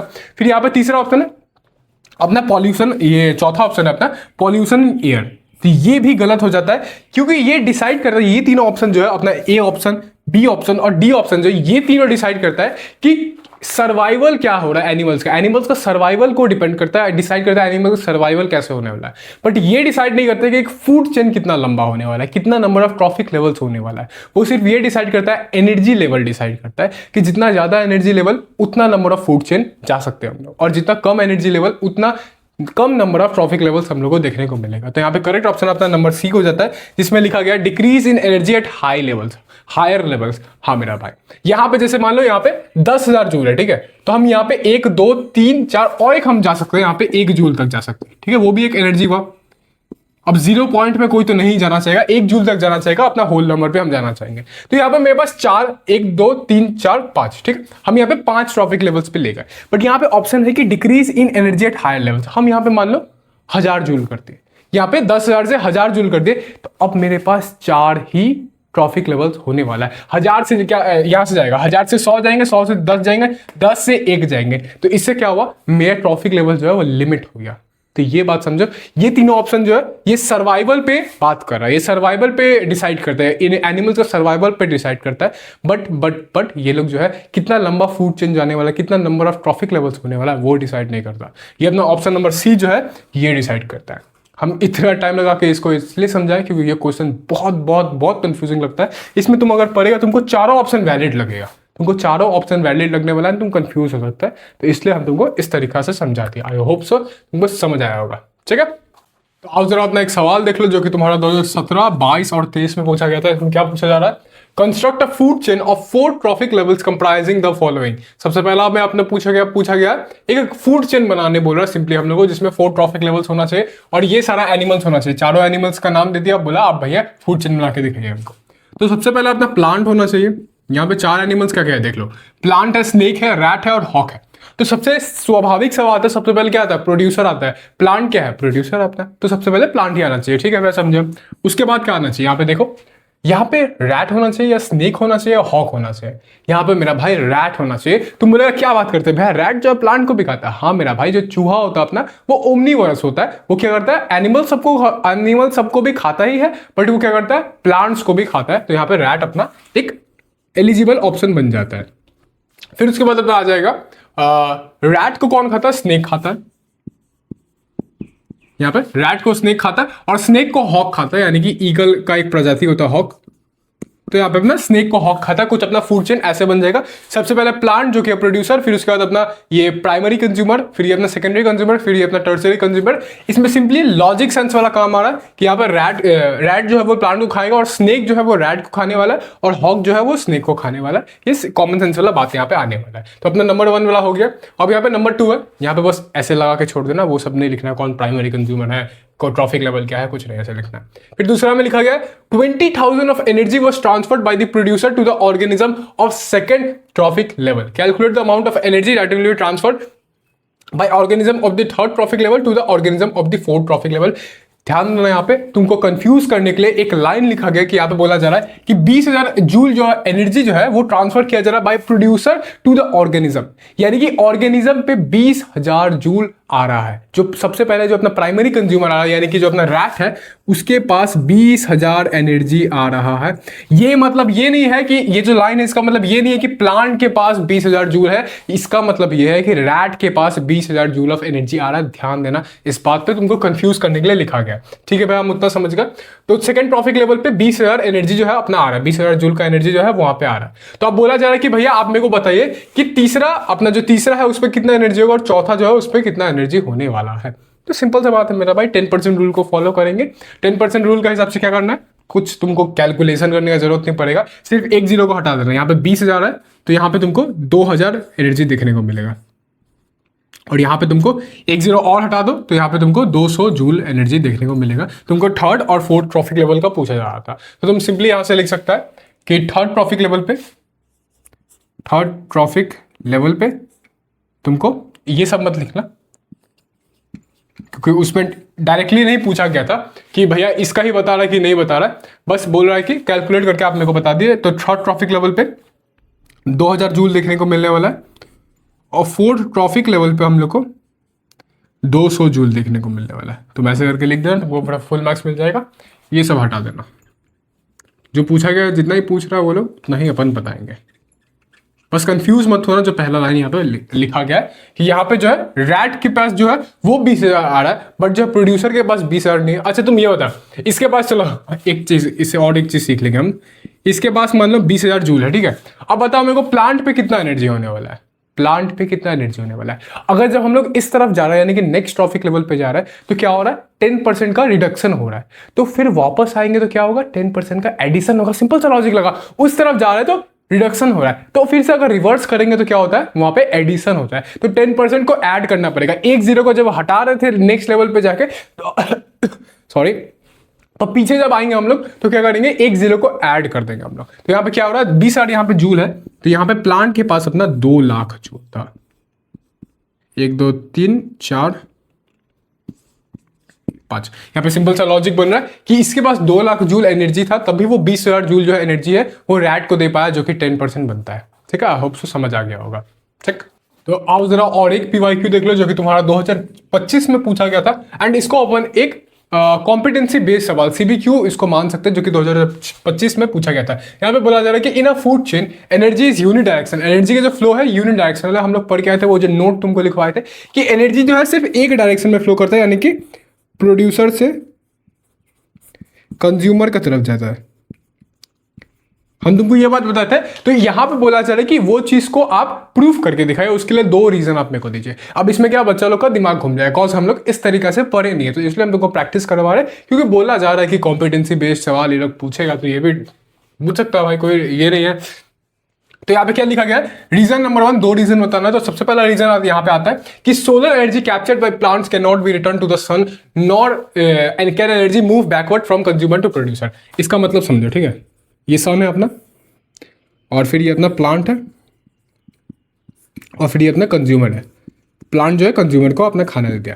ठीक है, अब यहां पे प्लांट जो है खाना कैसे बनाता है, सन से एनर्जी लेके, सोलर एनर्जी लेके। तो यहां पे इस लाइन में ये बताना चाह रहा है कि प्लांट जो सन से सोलर एनर्जी लेता है उसको वो वापस नहीं कर सकता है। ये इस तरफ से लिया, तो ये जो इस तरफ है वापस प्लांट जो है सन एनर्जी, सोलर एनर्जी जो सन को वापस नहीं कर सकता है। एंड सिमिलरली वैसे ही जो प्लांट जो है जब अपना कंज्यूमर को एनर्जी दे देता है, तो ये कंज्यूमर जो है प्लांट को अपना एनर्जी वापस नहीं कर सकता है। एनर्जी जो है ना ही कंज्यूमर प्लांट को वापस कर सकता है और ना ही प्लांट जो है सन को वापस कर सकता है। तो यहां पे यही लिखा गया, क्योंकि एनर्जी जो है वापस नहीं हो सकता है, इसलिए इसी का वजह से क्या होता है, अपने जो डायरेक्शन है एनर्जी फ्लो का वो यूनि डायरेक्शन है, एक ही डायरेक्शन में फ्लो कर रहा है। क्योंकि अगर अपने डायरेक्शन चेंज करना होगा वो लोग को, तो वो लोग को रिवर्स में आना पड़ेगा, और रिवर्स में आना पड़ेगा यानी कि एनर्जी जो है कंज्यूमर प्लांट को देगा, फिर प्लांट जो है सन को देगा, विच इज नॉट पॉसिबल। तो इसलिए सबसे पहला अपना रीजन यही हो जाता है कि solar energy captured by plant can not be return to the sun. Solar energy जो कैप्चर हुआ प्लांट के पास वो रिटर्न नहीं हो सकता सन को, nor can energy move backward from consumer to producer. Nor जो है कंज्यूमर जो है अपना प्रोड्यूसर को खाना नहीं, एनर्जी जो है नहीं दे सकता है। फिर दूसरा रीजन अपना आ जाता है कि energy lost as heat at each trophic level during metabolic process can not be reused. देखो यहाँ पे प्लांट जो है कंज्यूमर को खाना दे रहा है, तो हर एक ट्रॉफिक लेवल पे तुम सुना है कि 10% एनर्जी ट्रांसफर होता है, 90% जो है वो लॉस्ट हो जाता है as metabolic process. Metabolic process यानी कि बॉडी का ग्रोथ का प्रोसेस है, और बहुत सारा एनर्जी जो है हीट का फॉर्म में रिलीज हो जाता है। तो ये जो हीट का फॉर्म में रिलीज हुआ एंड जो मेटाबॉलिक प्रोसेस में जो यूज हो गया, ये सारा एनर्जी को रिस्टोर नहीं किया जा सकता है, ये सारा एनर्जी को वापस नहीं लाया जा सकता है। एंड इसका वजह से क्या होता है, एनर्जी का जो है फिर से बैकफ्लो नहीं हो पाता है, क्योंकि 90% उड़ गया और 10% उधर चल गया। तो अब क्या, अब अगर वापस लाना होगा, मान लो कंज्यूमर के पास 10% चला गया, ठीक है, कंज्यूमर के पास 10% चला गया, तो उसका 10% का भी वो 9% जो है वो उड़ा देने वाला है। 10% का 9% बोलना चाह रहा है, यानी कि जितना भी उसको एनर्जी मिला, मान लो 100 जूल मिला, तो उसमें 90 जूल वो उड़ा देने वाला है। एंड वो 90 जूल फिर से वापस नहीं आ सकता है। सो वो फिर से वापस लाके फिर से अपना प्लांट को नहीं दे सकता वो एनर्जी। समझ रहे हो ना, समझ में आ रहा है कि वो फिर से प्लांट को एनर्जी ये नहीं दे सकता, इसलिए ये जो है पॉसिबल नहीं होता। और ये स्टेटमेंट का दूसरा रीजन ये हो जाता है कि energy lost eight each trophic level during metabolic process can not be return reuse. जो भी जो एनर्जी लॉस्ट हो रहा है मेटाबॉलिक प्रोसेस में, वो फिर से रीयूज नहीं किया जा सकता है, फिर से वापस नहीं लाया जा सकता है। ठीक है, तो आओ जरा अपना फूड वेब को समझ लो। फूड वेब क्या, network of interconnected food chains, यानी कि बहुत सारा फूड चेन को जब मिला देते हैं हम लोग, तो हम लोग को फूड वेब देखने को मिलता है that shows the actual feeding relationship in an ecosystem. तो फूड वेब क्या होता है, सिंपली बहुत सारा फूड वेब को जब हम लोग फूड चेन को जब इंटरकनेक्ट कर देते हैं, यानी कि कनेक्शन उसका बनाया जाता है, बहुत सारा फूड चेन को मिला के एक फूड वेब बनता है। और उसके बाद भैया यहाँ पे लिखा गया shows the actual feeding relationship in an ecosystem. इसका मतलब क्या होता है, तो एक्चुअली में जो फूड वेब होता है वही हम लोग को एक्चुअल फीडिंग इकोसिस्टम का बताते हैं कि एक्चुअली एनिमल्स लोग कैसे फीड करता है। बिकॉज ये लॉजिकल नहीं होगा बोलना कि एक एनिमल जो है सिर्फ एक ही एनिमल पे डिपेंडेंट रहता है। एक एनिमल जो है बोलता है कि नहीं, अब शेर बोल रहे कि नहीं हमको हिरन ही सिर्फ पसंद है, हम हिरन ही खाएंगे, क्या ये पॉसिबल है? नहीं। शेर जो है, लायन जो अपना हिरन को छोड़ के, डियर को छोड़ के और सारे एनिमल्स को भी खाता है, वो सिर्फ डियर पे डिपेंडेंट नहीं रहता है, क्योंकि हो सकता है कभी उसको डियर ना मिले तो वो कोई और एनिमल को भी खा लेता है जब उसको कोई और एनिमल मिले। तो यहाँ पे ये चीज बोलना लॉजिकल नहीं है कि एक एनिमल जो है सिर्फ एक ही एनिमल पे डिपेंडेंट रहता है। तो वही यहाँ पे लिखा गया कि एक्चुअल फीडिंग सिस्टम ऐसा ही होता है, एक एनिमल सिर्फ एक एनिमल पे डिपेंडेंट नहीं रहता है, यानी कि सिर्फ फूड चेन नहीं बनता है, अपने इकोसिस्टम में फूड वेब बनता है, यानी कि बहुत सारा फूड चेन को मिला दिया जाता है, इंटरकनेक्ट कर दिया जाता है। हम लोग देखेंगे आगे, अच्छा से समझेंगे। यहाँ पे देखो, समझ जाएंगे हम लोग। In nature, animals rarely eat just one type of food. A rabbit eats grass, but also so does a grasshopper and a deer. Similarly, a hawk eats mouse, but it also eats frog and snake. Because organisms have multiple food options for food, single food chains link together to form a web.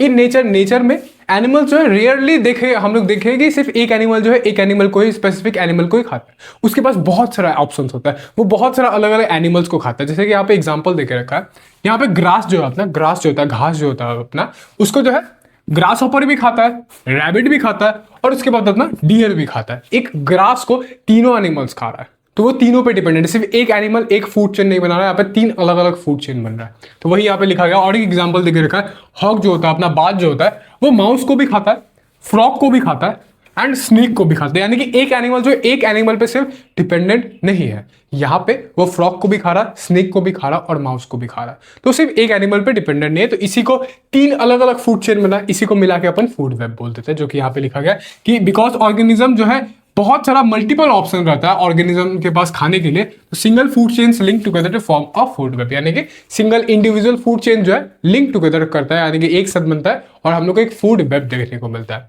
यहाँ पे example देख लो, grass को जो है grass hopper भी खा रहा है, रैबिट भी खा रहा है और माउस भी खा रहा है। एक ही ग्रास है, तीनों एनिमल खा रहा है, तो तीन इंडिविजुअल फूड चेन बन रहा है, तो वही तीनों फूड चेन को हम लोग इंटरकनेक्ट कर दिए।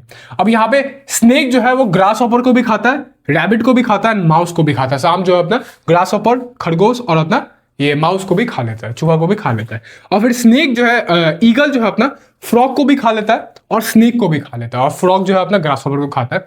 तो ईगल जो है अपना फ्रॉग को भी खा लेता है, स्नेक को भी खा लेता है। यहाँ पे देखो कितना सारा फूड चेन एक साथ यहाँ पे इंटरकनेक्ट हुआ गया है और तब जाके एक फूड वेब बना है, इसको अपन फूड वेब बोलते हैं। तो ये अपना एक फूड वेब का एग्जांपल हो गया। तो आई होप से तुमको समझ आ गया होगा कि फूड वेब क्या होता है and this is the actual feeding system relationship of an ecosystem. यही हम लोग को एक्चुअली में इकोसिस्टम में देखने को मिलता है, अपने इर्द गिर्द देखने को मिलता है। ठीक है, एक बार ये फटाफट अपना डिफरेंस देख लो, फिर हम लोग फ्रेश पेज से बायोमैग्निफिकेशन को स्टार्ट कर देंगे। यहाँ पे फूड चेन और फूड वेब का डिफरेंस है। यहाँ पे देखो फूड चेन में क्या लिखा गया, a single linear sequence of organism, एक सिंगल लीनियर सीक्वेंस होता है, यानी कि सीधा लीनियर सीक्वेंस होता है।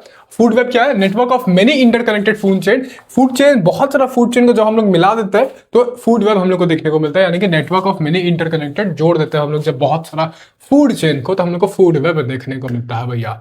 अब यहाँ पे क्या लिखा गया, organism have only one option for food. Food chain में क्या होता है, जैसे कि मतलब ग्रास है, फिर ग्रास हॉपर है, फिर यहाँ पे अपना स्नेक है, फिर यहाँ पे अपना ईगल है।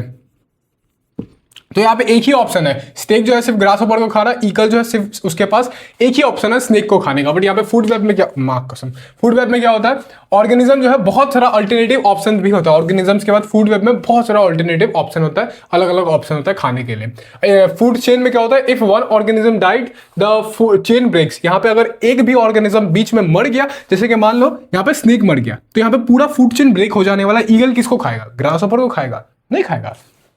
तो यहाँ पे एक ऑर्गेनिज्म का मरने से पूरा फूड चेन ब्रेक हो जाता है। बट फूड वेब में क्या होता है, अगर एक ऑर्गेनिज्म या फिर एक स्पीसीज जो है डिक्रीज भी हो गया, उसका एक्सटेंशन हो गया, तो यहाँ पे क्या होता है, ऑर्गेनिजम्स के पास अल्टरनेटिव्स भी होता है और अलग अलग ऑर्गेनिजम्स भी होते हैं जिसको वो खा सकता है, जिसपे वो खा के फीड कर सकता है, खुद को जिंदा रह सकता है। तो यहाँ पे अलग अलग ऑप्शंस रहता है वो लोग के पास फूड वेब में। ठीक है, तो आओ जरा अब अपना बायोमैग्निफिकेशन को समझते हैं। बायोमैग्निफिकेशन क्या है, एक इंपॉर्टेंट टॉपिक है हम लोग का, इस चैप्टर का बन भी जाता है। तो चलो इसको फटाफट समझते हैं।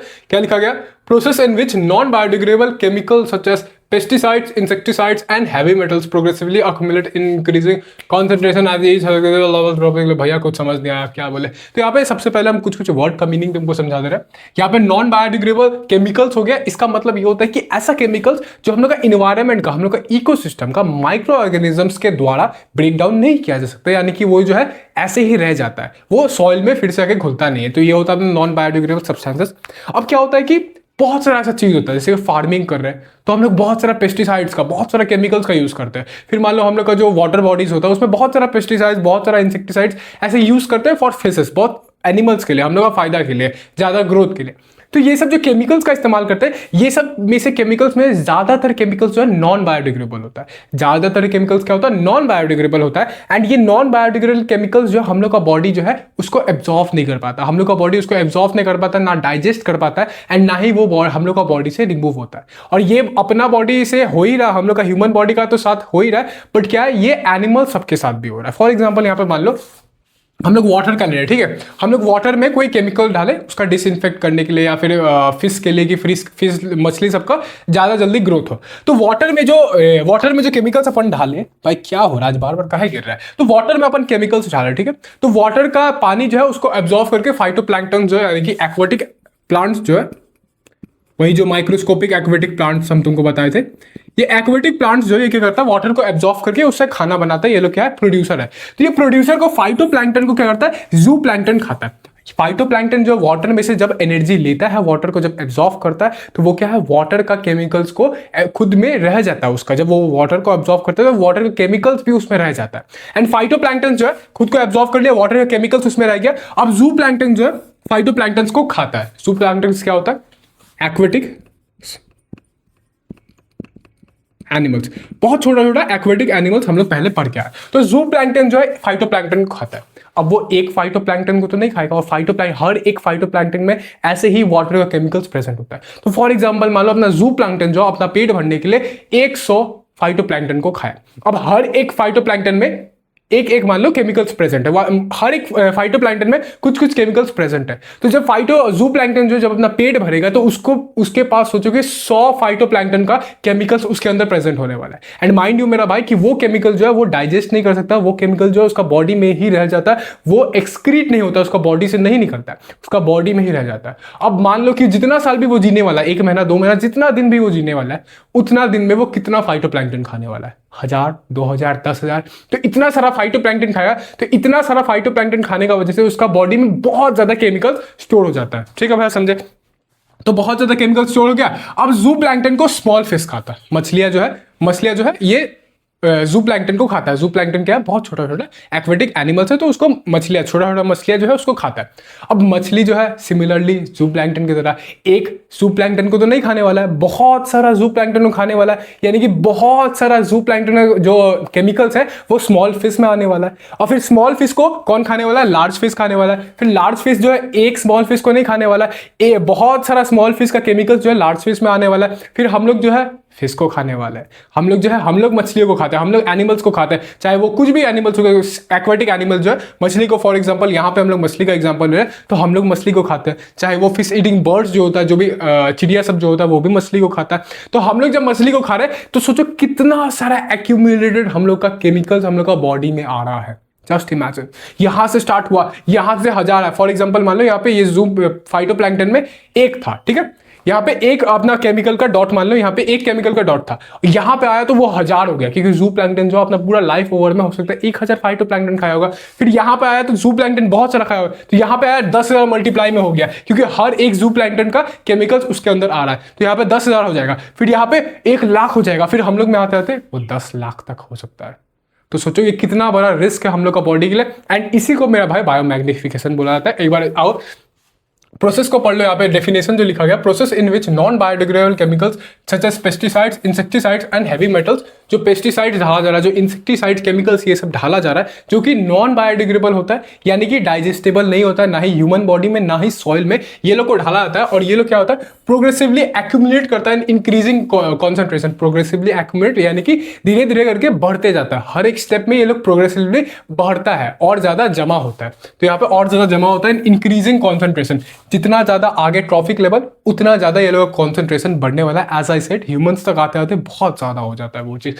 Eight each successive trophic level of a food chain, हर एक सक्सेसिव मतलब यानी कि हर एक स्टेप पे, हर एक आगे वाला स्टेप पे क्या होता है, कॉन्सेंट्रेशन जो है बढ़ते जाता है अपना केमिकल्स का। ठीक है भाई, ये चीज समझ गए हम। ये एग्जांपल था अपना N aquatic food chain containing pesticides with in water, यानी कि एक एक्वेटिक फूड चेन है, वाटर में पेस्टिसाइड्स डाला जाता है बहुत सारा रीजन से। मान लो वाटर को डिसइंफेक्ट करना है, वाटर में फूड केमिकल्स डाल रहे हैं चाहिए ताकि वो जो मछलियां है उसका जल्दी ग्रोथ हो जाए, क्योंकि वो लोग को क्या है, इन द एंड पैसा कमाना है। वो लोग को बहुत सारा ऐसा इंडिया में होता है कि अब क्या ही फर्क पड़ता है वो लोग को, कि थोड़ा सा वाटर को गंदा भी कर देगा, पेस्टिसाइड्स भी डालेगा, तो वो लोग को फर्क नहीं पड़ता है। ज्यादातर लोग को पैसा कमाना है एंड जल्दी पैसा कमाना है, सो दे वांट कि फिश जो है जल्दी बड़ा हो जाए, मछली जो है जल्दी बड़ा हो जाए, तो उसके लिए वो लोग केमिकल्स का इस्तेमाल करता है। बट वो लोग नहीं जानते कि ये लॉन्ग टर्म कितना इफेक्ट पड़ता है, एंड वो केमिकल जो है in the end human body में ही जाने वाला, बिकॉज मछली वछली जो है हम ही लोग खाने वाले हैं। तो सोचो क्या हाल है हम लोग का, आगे क्या हाल होने वाला है भगवान ही जाने भैया। इसलिए वेजिटेरियन बन जाओ, हम क्या बोलेंगे, हम खुद ही इतना नॉन वेज खाते हैं। तो यहाँ पे देखो, these chemicals cannot be metabolized or excreted from their body. Because of this, they remain stored inside body tissues and causes harmful diseases. ये जो chemicals है, as I said, human body पे ना ही digest होता है और ना ही excrete होता है, ये human body का अंदर ही stay कर जाता है।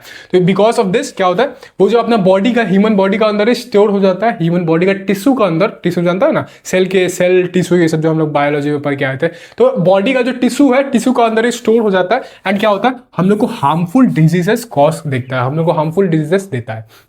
इसमें एक डिजीज होता है कि मिथाइल ऑरेंज नाम का एक, आई एम सॉरी, मिथाइल क्या था उसका, methyl mercury, I think so. तो मिथाइल मर्क्यूरी नाम का एक हैवी मेटल होता है, ठीक है। तो वो ऐसे ही केमिकल सब में डाला जाता है, वो केमिकल्स पता नहीं कैसे ना कैसे ह्यूमन बॉडी में आ गया। तो वो मिथाइल जो अपना क्या नाम है, मिथाइल मर्क्यूरी, अरे भाई नाम है बार बार पूछे। तो ये जो मिथाइल मर्क्यूरी है अपना, ये मिथाइल मर्क्यूरी जब ह्यूमन बॉडी में आता है तो ये इतना गंदा इफेक्ट डालता है कि मीना माटा कुछ ऐसी, मीना माटा कुछ करके एक डिजीज होता है। उससे क्या होता है, ब्रेन जो है बहुत वीक हो जाता है, ब्रेन जो है ग्रो ही नहीं करता है। इंसान का बॉडी ग्रो करते रहता है बट उसका ब्रेन बहुत वीक हो जाता है, ब्रेन जो है वो बच्चा में ही रह जाता है, एंड उसका फिर मेटाबॉलिज्म पे बहुत इफेक्ट पड़ता है, उसका इम्यूनिटी पे उससे बहुत इफेक्ट पड़ता है। तो ऐसा बहुत सारा डिजीज है जो ये सारा केमिकल से हम लोग को इफेक्ट पड़ता है। अरे केमिकल्स है भाई हम लोग का बॉडी में, तुम सोच ही सकते हो कितना गंदा इफेक्ट डालने वाला है। अब यहाँ पे देख लो हायर ट्रॉफिक लेवल क्या होता है, जो चीज जो है हायर ट्रॉफिक लेवल पे प्रेजेंट होता है, यानी कि जैसे कि यहाँ पे देखो ये T1 हो गया अपना, यहाँ पे ये जो है ये T2 हो गया, हालांकि वाटर नहीं लिखना चाहिए था बट एग्जांपल है तो यहाँ पे कर दे रहे हैं। ये T3 हो गया, ये T4 हो गया, ये T5 हो गया और ये T6 हो गया अपना। तो यहाँ पे हायर ट्रॉफिक लेवल, यानी कि मान लो T6 जो है सबसे हाईएस्ट ट्रॉफिक लेवल है, उसके पास क्या होगा, high concentration of toxic chemicals होने वाला है, और भैया लो कॉन्सेंट्रेशन ऑफ एनर्जी होने वाला है। अब क्योंकि यू नो कि एनर्जी जो है 10% ट्रांसफर हो रहा है, तो वहां तक आते आते तो पहला बात बहुत कम एनर्जी मिलने वाला है, और दूसरा बात हाईएस्ट कॉन्सेंट्रेशन ऑफ केमिकल्स हम लोग को देखने वाला है, जो हम लोग अभी देख चुके हैं। तो वही चीज यहाँ पे लिखा गया है कि जो हायर लेवल पे होता है ट्रॉफिक लेवल का, जिसमें हम लोग आते हैं, हम लोग हाईएस्ट पे रहते हैं, तो क्या होता है, high concentration of toxic chemical होता है, टॉक्सिक केमिकल का कॉन्सेंट्रेशन बहुत ज्यादा हाई होता है, और लो कॉन्सेंट्रेशन ऑफ एनर्जी होता है, एनर्जी हम लोग को बहुत कम देखने को मिलता है। और लो ट्रॉफिक लेवल पे जो रहता है उसका सिंपल सा बात है वाइस वर्सा, जो लो ट्रॉफिक लेवल पे मान लो फॉर एग्जांपल अपना फाइटोप्लैंक्टन है या फिर जू प्लैंक्टन है, ये लोग के पास low concentration of toxic chemicals है, यानी कि केमिकल्स ये लोग का बॉडी के अंदर बहुत कम होता है। इसको हम लोग नहीं खा सकते, चिंता मत करो, तो बहुत कम होता है, तो इसका मतलब हम ये नहीं कि हम लोग ये खाएंगे। और हाई कॉन्सेंट्रेशन ऑफ एनर्जी होता है, क्योंकि ये लोग ज्यादा एनर्जी दिया नहीं है, ज्यादा एनर्जी जो है ट्रांसफर नहीं किया, तो ये लोग के पास एनर्जी बहुत ज्यादा होता है। तो आई होप सो तुमको ये बायोमैग्निफिकेशन अच्छा से समझ आया होगा, ठीक है।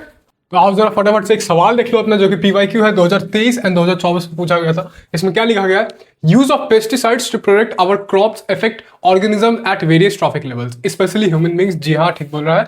Name the phenomena involved and explain how does it happen. यहाँ पे सिंपली बोला जा रहा है कि जब हम लोग क्रॉप्स उगाते हैं तो उसमें पेस्टिसाइड्स का यूज करते हैं, तो वो हम लोग को कैसे इफेक्ट करता है, ह्यूमंस को कैसे इफेक्ट कर रहा है, स्पेशली ये बताइए। वो लोग ये बता चुका है कि हाँ ये चीज जो है इफेक्ट करता है ह्यूमंस को, बट आप बताइए कि वो फिनोमेना क्या है जो इफेक्ट कर रहा है, जिसको बायोमैग्निफिकेशन बुलाता है, एंड कैसे ये हो रहा है वो आप मेरे को बताइए। तो आप आंसर देख लो अपना। फिनोमिना को हम लोग बायोमैग्निफिकेशन बोलते हैं, कि जो फिनोमिना इन्वॉल्व है, यहाँ पे पूछा जा रहा है, देखो दो चीज पूछा गया है, नेम द फिनोमिना इन्वॉल्व, यानी कि फिनोमिना का नाम बताइए, और एक्सप्लेन करिए कि वो कैसे होता है। तो फिनोमिना इन्वॉल्व इस बायोमैग्निफिकेशन तुम ऐसे लिख देगा, और उसके बाद एक्सप्लेनेशन यहाँ पे तुम दे देगा सिंपलेस्ट वर्ड में, जो मेरे से पॉसिबल हो पाया, जो तुम्हारा बोर्ड एग्जामिनेशन में चल पाए, वो हम लिख के लाए।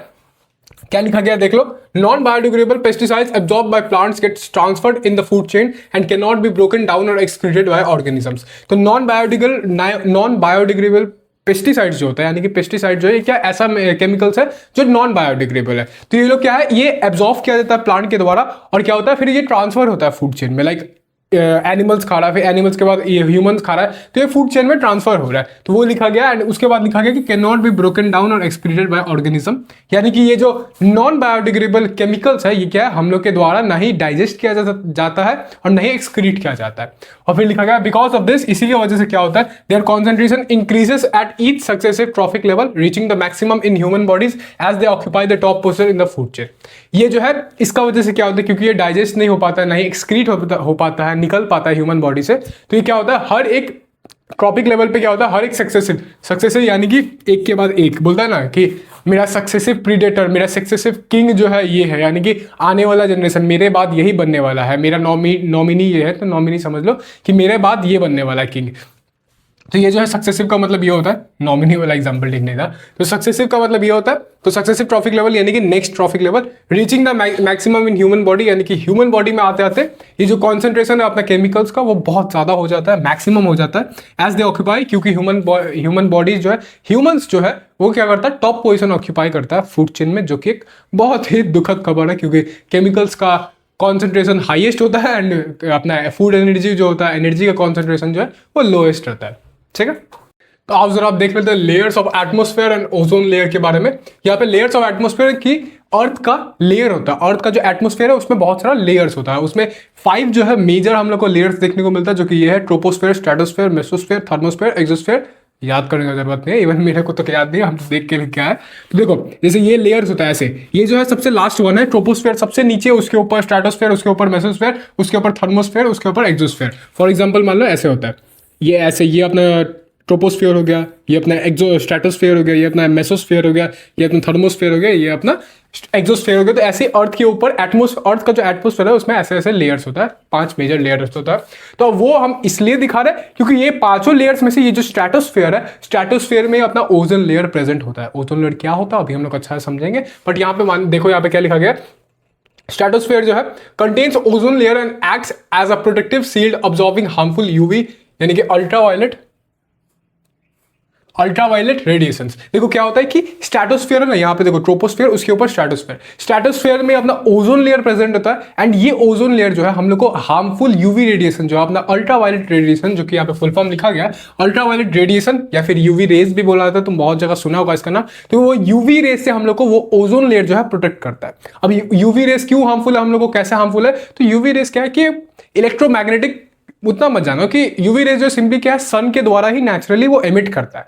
तो सन जो एमिट करता है यूवी रेज हम लोग के लिए बहुत हार्मफुल होता है, हम लोग का स्किन के लिए, लाइक इवन स्किन कैंसर हम लोग को कॉज कर सकता है, कैटरैक्ट कॉज कर सकता है, तो हम लोग को बहुत कुछ वो कॉज कर सकता है, आगे तुमको लिखा देंगे नोट्स में, बट वो बहुत कुछ कॉज कर सकता है, हम लोग के लिए हार्मफुल होता है वो यूवी रेज। तो यहाँ पे ये ओजोन लेयर जो है as a protective shield act करता है एंड वो हम लोग को तब आने नहीं देता है, वो जो अर्थ के अंदर जो एटमोस्फेयर है अर्थ तक, वो जो है यूवी रेज को आने नहीं देता है and we state protected.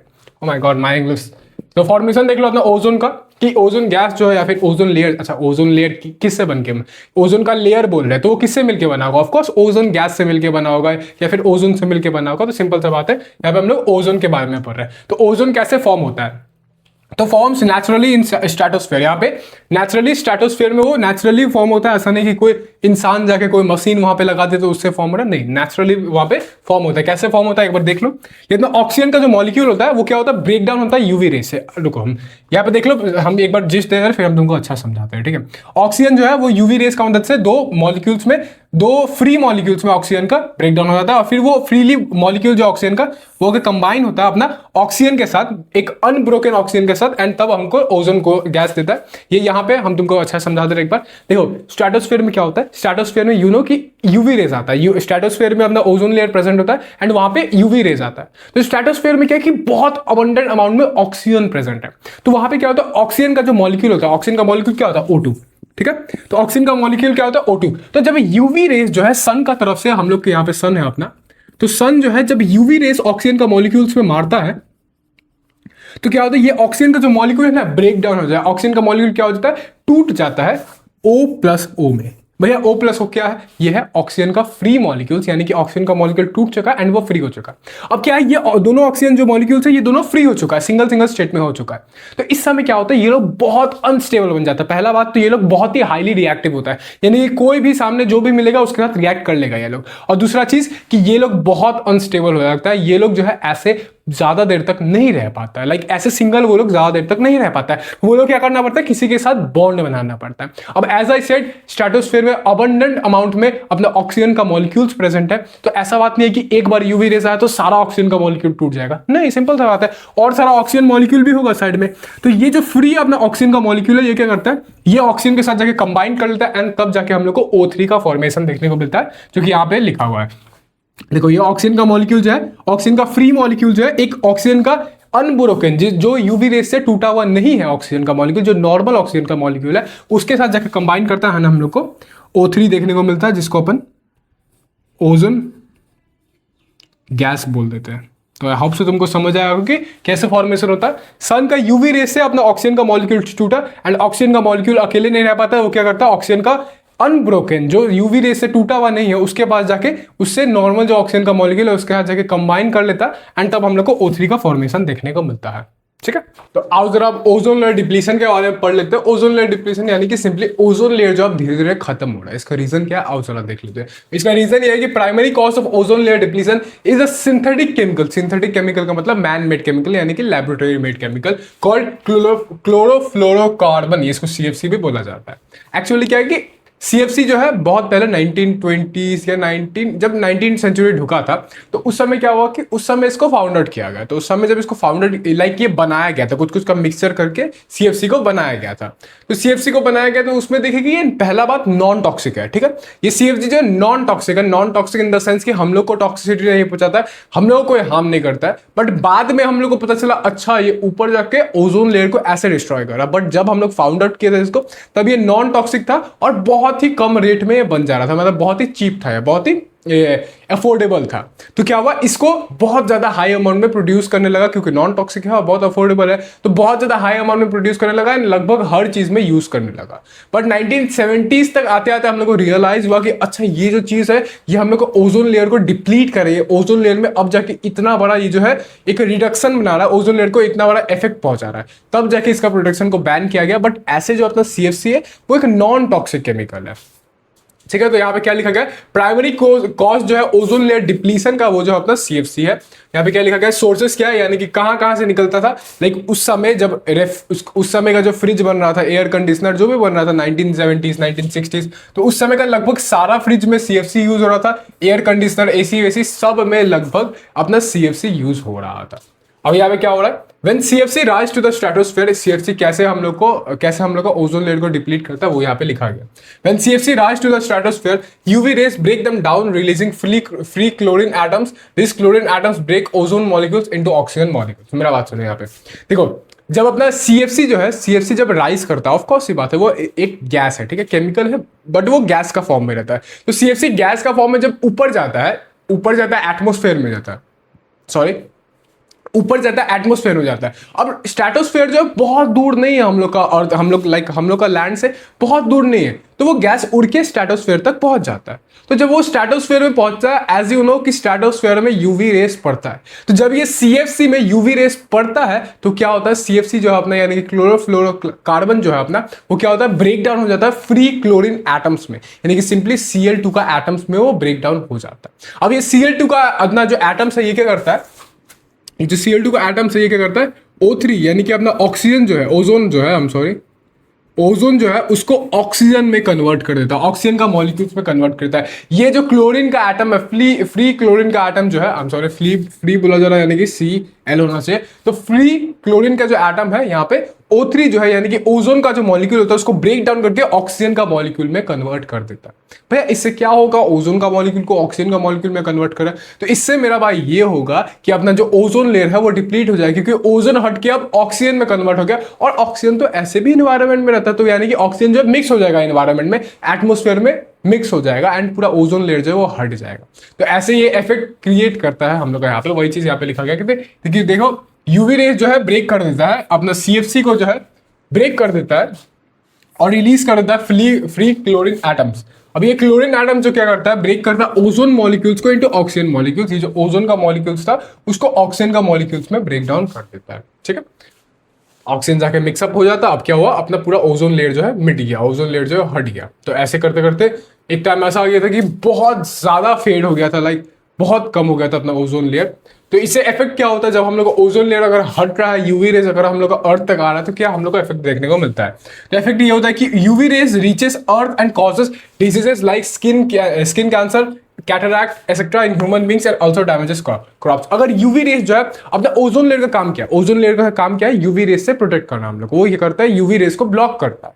But जब ये ओजोन लेयर हट गया तो कोई ब्लॉक करने वाला चीज नहीं रहा, तो यूवी रेस क्या होगा, डायरेक्ट हम लोग का अर्थ पे आने वाला है। तो डायरेक्ट हम लोग का अर्थ पे आएगा तो क्या होगा, जब ह्यूमन बींग्स हम लोग का शरीर पे यूवी रेस लगेगा तो हम लोग को स्किन कैंसर होगा, कैटरैक्ट का, स्किन कैंसर समझ गया, कैटरैक्ट आंख का बीमारी होता है, तुम पढ़ क्या फिजिक्स में, human I and the colourful world का चैप्टर 2 जो है, तो उसमें कैटरैक्ट होगा हम लोग। और फिर क्या है, यूवी रेस जो अपना क्रॉप्स को डैमेज भी कर सकता है। तो यूवी रेस इतना खतरनाक है हम लोग के लिए, इसलिए जो है ओजोन लेयर का होना, कुदरत जो बनाया है ओजोन लेयर का होना बहुत बहुत बहुत जरूरी है, नहीं तो यूवी रेस हम लोग को बहुत हार्म पहुंचा सकता है। अब क्या होता है, द यूएनईपी एग्रीमेंट होता है 1987 में, जिसको the Montreal protocol, oh my god my English, जिसको द मॉन्ट्रियल प्रोटोकॉल भी बोला जाता है। इसमें क्या होता है, in 1987 the United Nations environmental programme UNEP forced an agreement to freeze the production of CFC. क्या हुआ 1987 में, जब पता चला कि 1970s 1980s का आसपास पता चल गया था कि यार ये ऐसे हवा में उड़ के हम लोग को ऐसे इफेक्ट पहुंचा रहा है। और फिर उसके बाद जो अपना इन्वायरमेंटलिस्ट होता है, जो अर्थ का केयर वेयर रखता है, लाइक लोगों का केयर रखता है, सिर्फ पैसा कमाने से मतलब नहीं रखता है, तो वो लोग क्या हुआ, जो यूएनईपी है, एक यूनाइटेड नेशन इन्वायरमेंटल प्रोग्राम जो है, ये लोग क्या किया, ये लोग पूरा प्रेशर डाला है अपना गवर्नमेंट में और बोला कि ऐसा हो रहा है सीएफसी का वजह से, देखो ये पूरा ओजोन लेयर जो है, उस समय तो पूरा पूरी फेड हो गया था, मतलब पूरा पूरी हटने वाला था, लाइक और कुछ सालों तक पूरा पूरी ओजोन लेयर ही हट जाता। तो बोला गया कि देखा गया कि ऐसे साइंटिस्ट रिसर्च किया तो पता चला कि इतना ज्यादा इफेक्ट पड़ चुका है। तो उस समय क्या हुआ, एक एग्रीमेंट को फोर्स किया गया, यानी कि एक एग्रीमेंट को बनाया गया, एक एग्रीमेंट को सक्सेसफुली क्रिएट किया गया, और उसमें सारा देश का बड़ा बड़ा नेता सब जो है, सारा देश का पावरफुल लीडर सब जो है आके ये एग्रीमेंट पे साइन किया। और एग्रीमेंट था to freeze the production of CFC, यानी कि सीएफसी को उसमें उस समय फ्रीज कर दिया गया, यानी कि उसका प्रोडक्शन को रोक दिया गया। बैन नहीं लगा था उस समय, रोक दिया गया था, बट धीरे धीरे करके इन फ्यूचर जो है उस पर बैन भी लगने लगा। 2010 तक इसका प्रोडक्शन जो है पूरा पूरी रुक चुका था, एंड पूरा पूरी इस पर बैन लग चुका। अभी भी लीगली इसको नहीं प्रोड्यूस किया जा सकता है। बहुत जगह कहीं ऐसे इलीगली इस्तेमाल होता है, बट ऐसे लीगली इसको प्रोड्यूस नहीं किया जा सकता। हाँ, बट कुछ कुछ केसेस में, मेडिकल केसेस में इसको सीएफसी को यूज किया जाता है, बट नॉर्मली जो है अभी तुम देखेगा मेजर जो है अपना एसी वेसी जो भी है रेफ्रिजरेटर्स में, ये सब में बैन है। अगर ये सब में सीएफसी यूज किया गया तो वो इलीगल हो जाता है। ठीक है, तो आइए जरा ये सवाल लगा लेते हैं अपना, जो कि 2024 में पूछा गया था। थोड़ा लंबा सवाल है बट आसान सा इसका आंसर है। यहाँ पे क्या लिखा गया, a gas x which is deadly poisonous is found at the higher level of atmosphere and performs an essential function। अब यहां पे समझने का ट्राई करना है तुमको, थोड़ा सा कंफ्यूज करने का ट्राई किया है कि एक गैस है एक्स नाम का, वो जो है डेडली पॉइजनस है, एंड वो जो है एटमोस्फेयर का higher level in the sense याद करो स्ट्रेटोस्फेयर में फाइंड आउट किया जाता है और परफॉर्म करता है एसेंशियल फंक्शन। अब तुमको यहाँ पे दो हिंट दिया गया है, एक तो वो एटमोस्फेयर में फाउंड आउट होता है, यानी कि हायर लेवल ऑफ एटमोस्फेयर का जो लेयर है उसमें फाउंड आउट होता है, और दूसरा एक एसेंशियल फंक्शन रोल प्ले करता है। अब क्या ये सीएफसी होगा? हम लोग को दो गैस के बारे में पता है, एक सीएफसी और एक अपना ओजोन। ऑक्सीजन तो होगा नहीं, उसको गोली मारो। तो एक सीएफसी एक ओजोन, तो यहाँ पे दो चीज में से एक चीज हो सकता है। तो अब तुम यहाँ पे दो हिंट का मदद से हमको ये बताओ कि यहाँ पे एक तो है कि हायर लेवल ऑफ एटमोस्फेयर में वो प्रेजेंट है, और दूसरा है कि वो जो है हम लोग को एक एसेंशियल फंक्शन रोल प्ले करता है। तो क्या CFC higher level of atmosphere में प्रेजेंट है? क्या सीएफसी एक एसेंशियल फंक्शन रोल प्ले करता है? नहीं। तो आंसर क्या हुआ यहाँ पे अपना ओजोन। एंड यस मेरा भाई, ओजोन जो है एक डेडली पॉइजनस गैस है, बहुत पॉइजनस गैस है। As I said CFC poisonous gas नहीं है, वो नॉन टॉक्सिक गैस है, बट यहाँ पे अपना ओजोन जो है वो डेडली पॉइजनस गैस है। तो यहाँ पे एक्स जो है वो अपना ओजोन बन जाता है। अब यहाँ पे क्या बोला जरा, name the gas and right the functions performed by this gas in the atmosphere. ये चलो साथ साथ आंसर कर करते चलते हैं कि यहाँ पे गैस का नाम देने बोल रहे हैं। तो गैस जो है वो अपना ओजोन गैस है, O3 भी लिख देना। और यहाँ पे right the function perform by this gas in the atmosphere. तो ये ओजोन गैस जो है यहाँ पे ब्लॉक्स, तुम अच्छा से लिख देना एग्जाम में, हम बस तुमको पॉइंट वाइज तुमको समझा रहे हैं। Blocks harmful UV rays from reaching the earth. तुम इसको अच्छा से लिख देना कि यूवी रेस ऐसे ऐसे करता है, ओजोन गैस जो है ये हम लोग का मदद करता है। तो यहाँ पे पहला क्वेश्चन का जवाब दे दिए, दूसरा भी राइट द फंक्शन, तो वो भी लिख दिया हम लोग। फिर तीसरा है अपना which chemical is link to the decrease in the level of this gas. तो कौन सा केमिकल है भैया, सिंथेटिक केमिकल, याद करो CFC, क्लोरोफ्लोरोकार्बन, इसमें हम बार बार हकला जाते हैं। तो ये कौन सा इसको ये कर रहा है, which chemical is link to the, यहाँ पे तुम अच्छा से लिखना कि CFC is the chemical which is link to the decrease in the level of this gas. हम यहाँ पे सिर्फ CFC लिख दे रहे हैं, यानी कि क्लोरो क्लोरो फ्लोरो फ्लोरो फ्लोरो कार्बन। ठीक है, ये जो है अपना तीसरा क्वेश्चन का आंसर भी हो गया। What measures have been taken by an international organization to stop the depletion of the layer containing this gas? Simply ये जो UNEP एग्रीमेंट हम लोग अभी पढ़ के आए उसके बारे में पूछा जा रहा है। तो यहाँ पे तुम लिख देना इन 1987।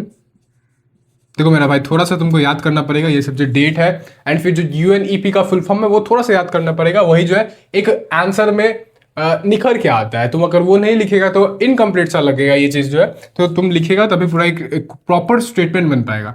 तो यहाँ पे तुम लिख देना UNEP, यानी कि यूनाइटेड नेशन इन्वायरमेंटल, और कोई वैसा हार्ड तो इसका फुल फॉर्म नहीं है, तो तुम याद कर सकते हो, प्रोग्राम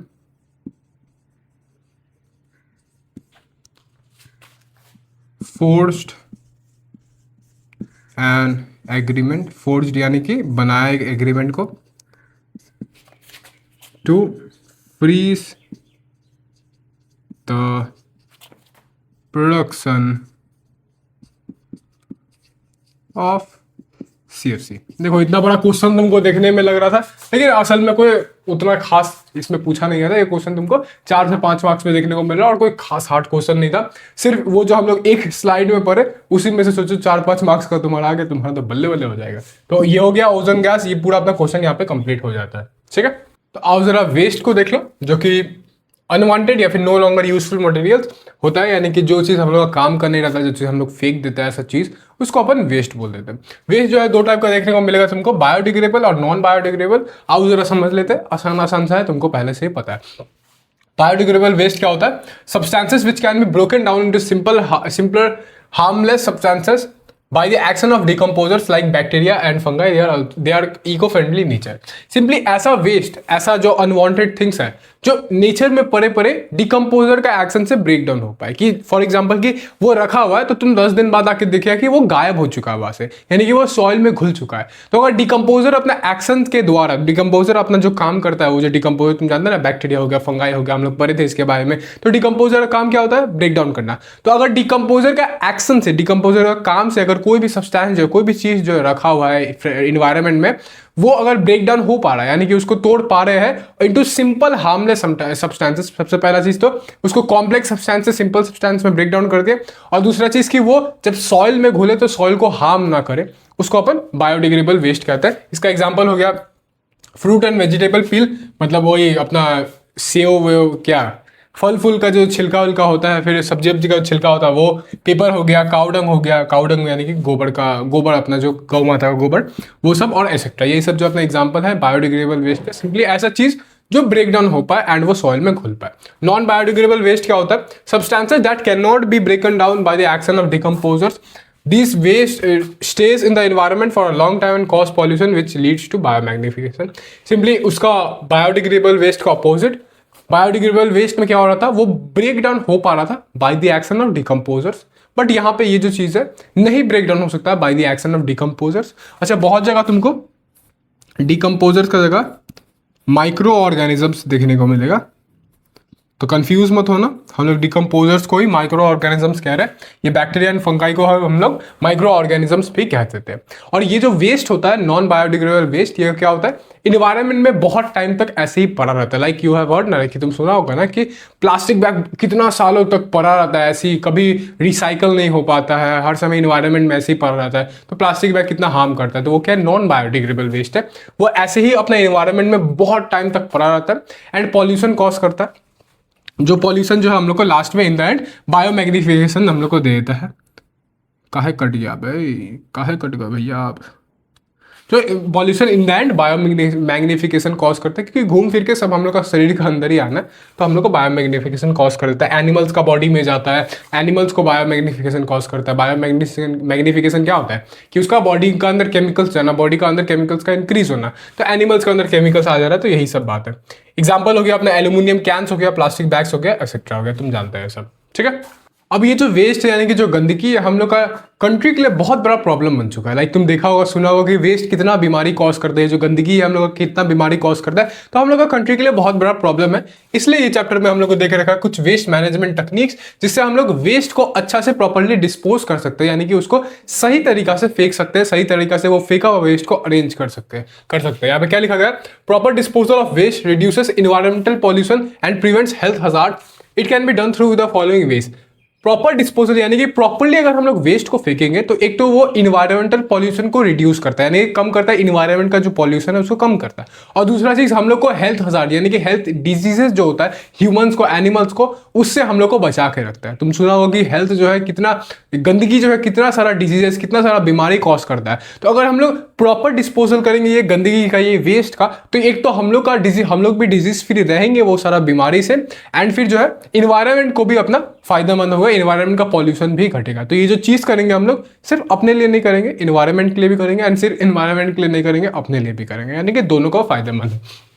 तो यहाँ पे कुछ कुछ वेज देख लो जो कि लिखा गया है। सबसे पहला अपना प्रिपरेशन ऑफ कंपोस्ट। कंपोस्ट यानी कि खाद मेरा भाई, वही खाद जो तुम खेत वेत में सुना होगा, खेत में खाद डाल रहा है, वो खाद डाला है। तो क्या होता है कि फार्मिंग से पहले बायोडिग्रेडेबल वेस्ट जो होता है, यानी कि जो अपना वेजिटेबल पिल्स हो गया, अब वेजिटेबल पिल्स यानी कि वो जो सब्जी वब्जी हो गया अपना, फिर फ्रूट वूट हो गया, फल फूल का छिलका विलका हो गया, तो उसको क्या करता है एक साथ लेके, जो खाना वाना होता है उसको लेके डाला जाता है सॉइल में।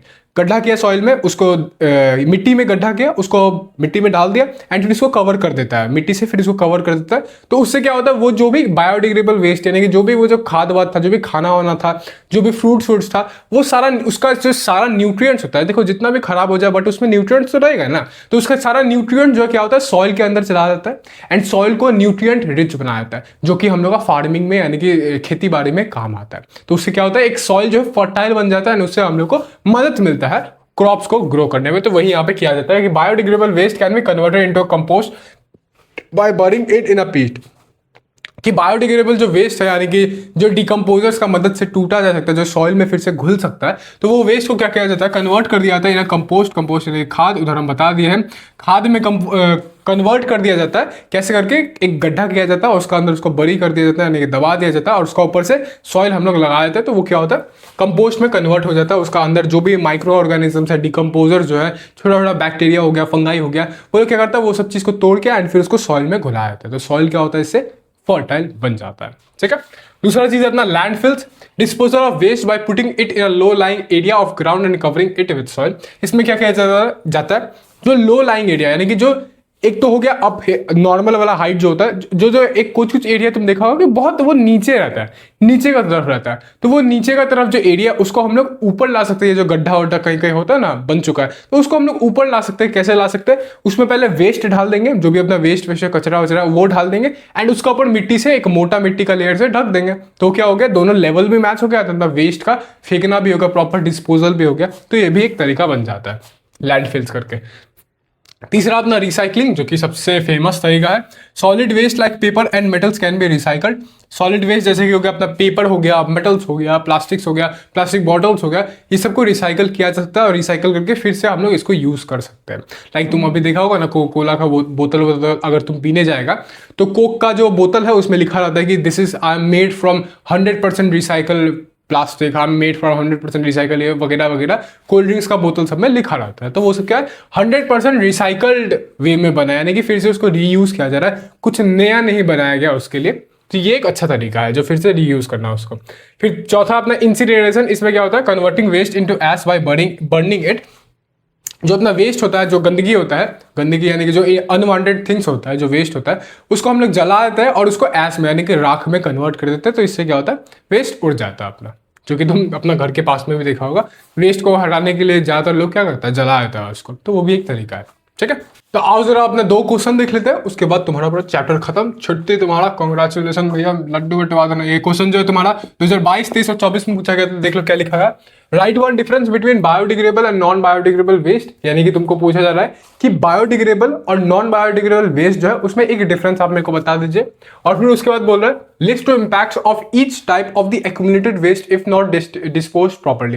यहाँ पे आप 2 इम्पैक्ट बताइए मेरे को, 2 इम्पैक्ट बताइए कि वो हम लोग को तब देखने को मिलेगा अगर हम बायोडिग्रेडेबल वेस्ट को अच्छा से फेंकेंगे नहीं तो, और नॉन बायोडिग्रेडेबल वेस्ट को अच्छा से नहीं फेंकेंगे तो। यानी कि दोनों के लिए सेपरेट सेपरेट 2 इम्पैक्ट बताने की कैसा इम्पैक्ट पड़ता है अपना इन्वायरमेंट में, क्या हम लोग को देखने को मिलता है। तो सबसे पहले अपना डिफरेंस लिख लेते हैं, सबसे पहला क्वेश्चन का जवाब दे देते हैं। ये क्वेश्चन जो है तुमको मैक्सिमम 3 मार्क्स का पूछेगा, 1 मार्क्स के लिए ये एक पहला क्वेश्चन और 1 मार्क्स ये, 1 मार्क्स ये ऐसे पूछेगा। तो ये सबसे पहला क्वेश्चन का जवाब दे रहे हैं कि बायोडिग्रेडेबल वेस्ट जो है can be broken down by the action of decomposer but non biodegradable waste can not. Simple सा बात है कि बायोडिग्रेडेबल वेस्ट जो है सबसे फर्स्ट प्रॉपर्टी जो होता है दोनों का, सबसे मेजर डिफरेंस जो है दोनों में, कि बायोडिग्रेडेबल वेस्ट जो है वो क्या हो सकता है, टूट सकता है bye the action of decomposers, वो सॉइल में मिल सकता है। एंड नॉन बायोडिग्रेडेबल वेस्ट जो है वो नहीं टूट सकता। ये सिंपल सा बात यहाँ पे लिखा गया। तुम इसको थोड़ा सा और लंबा करके लिख सकता है, बट एंड यहाँ पे लिख सकता है and non biodegradable waste can not be broken down by the action of decomposer, ऐसे करके लंबा करके लिख सकता है। बट हम ऐसे में ही लिख दे, कहीं टाइम बर्बाद नहीं करना चाहते भैया, हम आप लोग का नहीं मिला। तो इम्पैक्ट देख लो क्या है, इम्पैक्ट पे आ जाते हैं आप। बायोडिग्रेडेबल वेस्ट जो है अगर उसको अच्छा से हम लोग फेंकते नहीं है, अच्छा से उसको डिस्पोज नहीं करते, तो हम लोग को 2 इम्पैक्ट जो है उसका देखने को मिलेगा। सबसे पहला स्प्रेड ऑफ डिजीजेस, यानी कि डिजीजेस का फैलना, बीमारियों का फैलना, और दूसरा हम लोग को एयर पॉल्यूशन देखने को मिलेगा, गंद वंद एयर पॉल्यूशन हम लोग को देखने को मिलेगा। और नॉन बायोडिग्रेडेबल वेस्ट को अगर हम लोग अच्छा से डिस्पोज नहीं करते तो सबसे पहला हम लोग को बायोमैग्निफिकेशन देखने को मिलेगा, यानी कि ये जो टॉक्सिसिटी होता है, यानी कि नॉन बायोडिग्रेडेबल वेस्ट क्या होता है, सिंपल सी चीज जो हम लोग का हार्मफुल होता है, हम लोग का इन्वायरमेंट के लिए हार्मफुल होता है। एज यू हैव सीन कि थोड़ा देर पहले हम लोग जब पढ़ रहे थे, नॉन बायोडिग्रेडेबल वेस्ट हम लोग का इन्वायरमेंट के लिए हार्मफुल होता है, तो यानी कि वो लोग टॉक्सिक होता है। तो ये अगर दूसरा एनिमल्स लोग खाया एंड वो एनिमल्स अगर हम लोग में आया तो एक बायोमैग्निफिकेशन का चेन बनने वाला है, सबका बॉडी में केमिकल्स जो है उसका कॉन्सेंट्रेशन इंक्रीज होने वाला है, इसलिए biomagnification is one of the impact of non biodegradable waste. दूसरा है इतना डिक्रीजेस सॉइल फर्टिलिटी, यानी कि नॉन बायोडिग्रेडेबल वेस्ट जो है अपना सॉइल का फर्टिलिटी को डिक्रीज करता है, और सच बोले तो बहुत ज़्यादा डिक्रीज करता है, यानी कि लगभग पूरा खत्म कर देता है सॉइल का फर्टिलिटी को, जिससे हम लोग क्रॉप्स अब ग्रो नहीं कर पाते हैं। यहाँ पे देख लो अपना दूसरा क्वेश्चन, लास्ट क्वेश्चन है जो कि तुम्हारा इस पूरा वीडियो का, पूरा 1 शॉट का। तो यहाँ पे क्या लिखा गया, 2026 में पूछा गया ये सवाल जो है, यानी कि यही साल में पूछा गया। क्या लिख रहा है यहाँ पे, suggest 1 precaution to be taken before disposing of the following, sewage from homes, और दूसरा अपना इंडस्ट्रियल वेस्ट। इसको थोड़ा सा हम लोग CBQ बोल सकते हैं, यानी कि कॉम्पिटेंसी बेस्ड सवाल बोल सकते हैं। इसमें पूछा जा रहा है कि आपको दे दिया गया है कि आपका जो गंदगी है घर का एंड जो इंडस्ट्रियल वेस्ट जो है, ये दोनों अलग अलग वेस्ट दे दिया। अब मेरे को एक प्रिकॉशन बताइए before disposing of this waste, यानी कि एक मेरे को ऐसा मेथड बताइए, एक ऐसा चीज बताइए, एक तरीका बताइए जिसको हमको लेना पड़ेगा, जो करना पड़ेगा हमको बिफोर डिस्पोजिंग, वो लोग को फेंकने से पहले हमको क्या करना चाहिए, एक प्रिकॉशन लेना चाहिए। तो यहाँ पे लिख लेते हैं हम लोग सीवेज फ्रॉम होम्स, यानी कि घर का जो गंदगी होता है उसको फेंकने से पहले हम लोग सब एक प्रिकॉशन ले सकते हैं कि सेपरेट कर सकते हैं बायोडिग्रेडेबल और नॉन बायोडिग्रेडेबल वेस्ट को। यानी कि जो बायोडिग्रेडेबल वेस्ट जो है जनरली हम लोग को ड्राई देखने को मिलता है, एंड नॉन बायोडिग्रेडेबल वेस्ट जो है हम लोग को बायोडिग्रेडेबल वेस्ट जो है हम लोग को जनरली वेट देखने को मिलता है, एंड नॉन बायोडिग्रेडेबल वेस्ट जो है हम लोग को जनरली ड्राई देखने को मिलता है। वेट यानी कि बायोडिग्रेडेबल वेस्ट क्या होता है, अपना वेजिटेबल पिल्स हो गया, सब्जी का जो छिलका हो गया, अपना फल फूल का छिलका हो गया, तो इन द सेंस वो वेट रहता है। खाना वाना हो गया, कुछ खराब खाना वाना हो गया, तो वो क्या होता है, इन द सेंस वो भीगा भीगा रहता है थोड़ा सा। और नॉन बायोडिग्रेडेबल जो है, भाई लाइन चला गया, अच्छा ऐसे देख लो, जल्दी पढ़ लो। तो नॉन बायोडिग्रेडेबल जो है मोस्टली हम लोग को प्लास्टिक बैग्स देखने को मिलता है, हम लोग को एल्यूमिनियम कैंस देखने को मिलता है, तो वो लोग क्या होता है मोस्टली हम लोग को ड्राई होता है। ठीक है, तो हम लोग अगर उसको सेपरेट कर दे, अगर दोनों को बायोडिग्रेडेबल और नॉन बायोडिग्रेडेबल वेस्ट को अगर हम लोग सेपरेट करते तो हम लोग के लिए आसानी होता है, जब हम लोग उसको बहुत सारा मेथड हम लोग देखें कि कैसे हम लोग उसको ठीक कर सकते हैं। तो तुम देखा कि बायोडिग्रेडेबल वेस्ट का अलग अलग तरीका था एंड नॉन बायोडिग्रेडेबल वेस्ट का अलग अलग तरीका था। तो अगर हम लोग सेपरेट कर देंगे तो हम लोग के लिए ईजी होगा बायोडिग्रेडेबल वेस्ट को अपना डिस्पोज करना एंड नॉन बायोडिग्रेडेबल वेस्ट को प्रॉपर्ली डिस्पोज करना। तो ये अपना एक पहला तरीका हो जाता है सीवेज फ्रॉम होम्स के लिए। आई होप सो तुम लोग को दिख रहा होगा, अचानक से लाइन चला गया है तो कोई बात नहीं, एक ही लास्ट अपना लाइन है, उसके बाद पूरा चैप्टर खत्म हो जाएगा। तो यहाँ पे देख लो क्या लिखा गया है नंबर बी में, treatment of toxic chemicals in effluent, मतलब इंडस्ट्रियल वेस्ट के लिए हम लोग क्या प्रिकॉशन ले सकते हैं कि treatment of toxic chemicals in effluent treatment plants to remove harmful chemicals. हम लोग क्या करते हैं, ट्रीट करते हैं टॉक्सिक केमिकल्स जो होता है, इंडस्ट्रियल वेस्ट जो है, सिंपल सा बात है उसमें टॉक्सिसिटी बहुत सारा है क्योंकि केमिकल्स बहुत सारा इस्तेमाल होता है। तो जो टॉक्सिक केमिकल्स होता है उसको हम लोग ट्रीटमेंट कराते हैं, यानी कि सिंपली इन द सेंस उसको प्यूरिफाई कराते हैं, उसको प्यूरिफाई कराते हैं हम लोग एफ्लुएंट ट्रीटमेंट प्लांट्स। भैया ये ईटीपी जो है, एफ्लुएंट ट्रीटमेंट प्लांट जो है, ये क्या होता है? तो एक्चुअली में क्या होता है, जो भी बड़ा बड़ा फैक्ट्री होता है ना, तो वो लोग में एक सेपरेट एरिया बनाया जाता है, ये एफ्लुएंट ट्रीटमेंट प्लांट्स, एक सेपरेट मशीन रखा जाता है। तो इससे क्या होता है, जब जो भी टॉक्सिक केमिकल्स जो होता है वो लोग जब वेस्ट में निकलता है वो लोग का, तो वेस्ट में क्या होता है, मोस्ट ऑफ द वेस्ट में वो लोग का टॉक्सिक केमिकल्स रहता ही रहता है क्योंकि इंडस्ट्री है, वो लोग का फैक्ट्री है। तो क्या किया जाता है, वो वेस्ट को ये लोग क्या करता है, वो वेस्ट को ये लोग ये प्लांट से गुजारते हैं, ये मशीन से गुजारता है, तो उसमें क्या होता है, उसका टॉक्सिक केमिकल्स रिलीज हो जाता है, टॉक्सिक केमिकल जो है वो सेपरेट हो जाता है, एंड जो बचा हुआ रहता है, जो हार्मलेस होता है, थोड़ा सा उसका हार्मफुलनेस कम हो जाता है, तब उसको सॉइल में या पानी में बाहर में फेंक देता है उसको, तब उसको डिस्पोज कर देता है। तो इसलिए ये सब चीज़ बहुत इंपॉर्टेंट है, बट बहुत जन नहीं लेते हैं सारा प्रिकॉशन, ऐसे ही फेंक देता है या फिर ये ट्रीटमेंट प्लांट नहीं लगाता है। बट यस, अच्छा कंपनी, जो बड़ा बड़ा कंपनी लीगली जो चल रहा है, जो पूरा देख रेख रख रहा है, तो वो लोग में तुमको मोस्टली देखने को मिल जाएगा ये सब चीज़। तो रिमूव हार्मफुल केमिकल्स, ट्रीटमेंट क्या आता है, यानी कि प्यूरिफाई किया जाता है, तो इससे क्या होता है, टॉक्सिक केमिकल्स का जो हार्मफुल केमिकल्स होता है वो सारा चीज़ जो है रिमूव हो जाता है, वो सारा चीज़ जो है सेपरेट हो जाता है। तो इसी के साथ साथ मेरा भाई तुम्हारा ये पूरा चैप्टर खत्म होता है। आई होप सो तुमको ये अच्छा से समझ आया होगा, आई होप सो हम अच्छा से समझा पाए होंगे। बस यही था वीडियो में। अगर कोई भी डाउट रहे, कोई भी तुमको एडवाइस रहे मेरे लिए कि भैया आप ऐसे पढ़ा सकते हैं, ऐसे पढ़ा सकते हैं, तुम मेरे को कमेंट्स में दे सकता है। विद ओपन माइंड हम तुम्हारा एडवाइस को लेंगे, एंड यस तुम्हारा डाउट्स को तो ऑफकोर्स हम सॉल्व कर ही देंगे। कमेंट में जो भी डाउट होगा पूछ लेना। यही था ये वीडियो में, मिलता है तुमसे नेक्स्ट वीडियो में, तब तक के लिए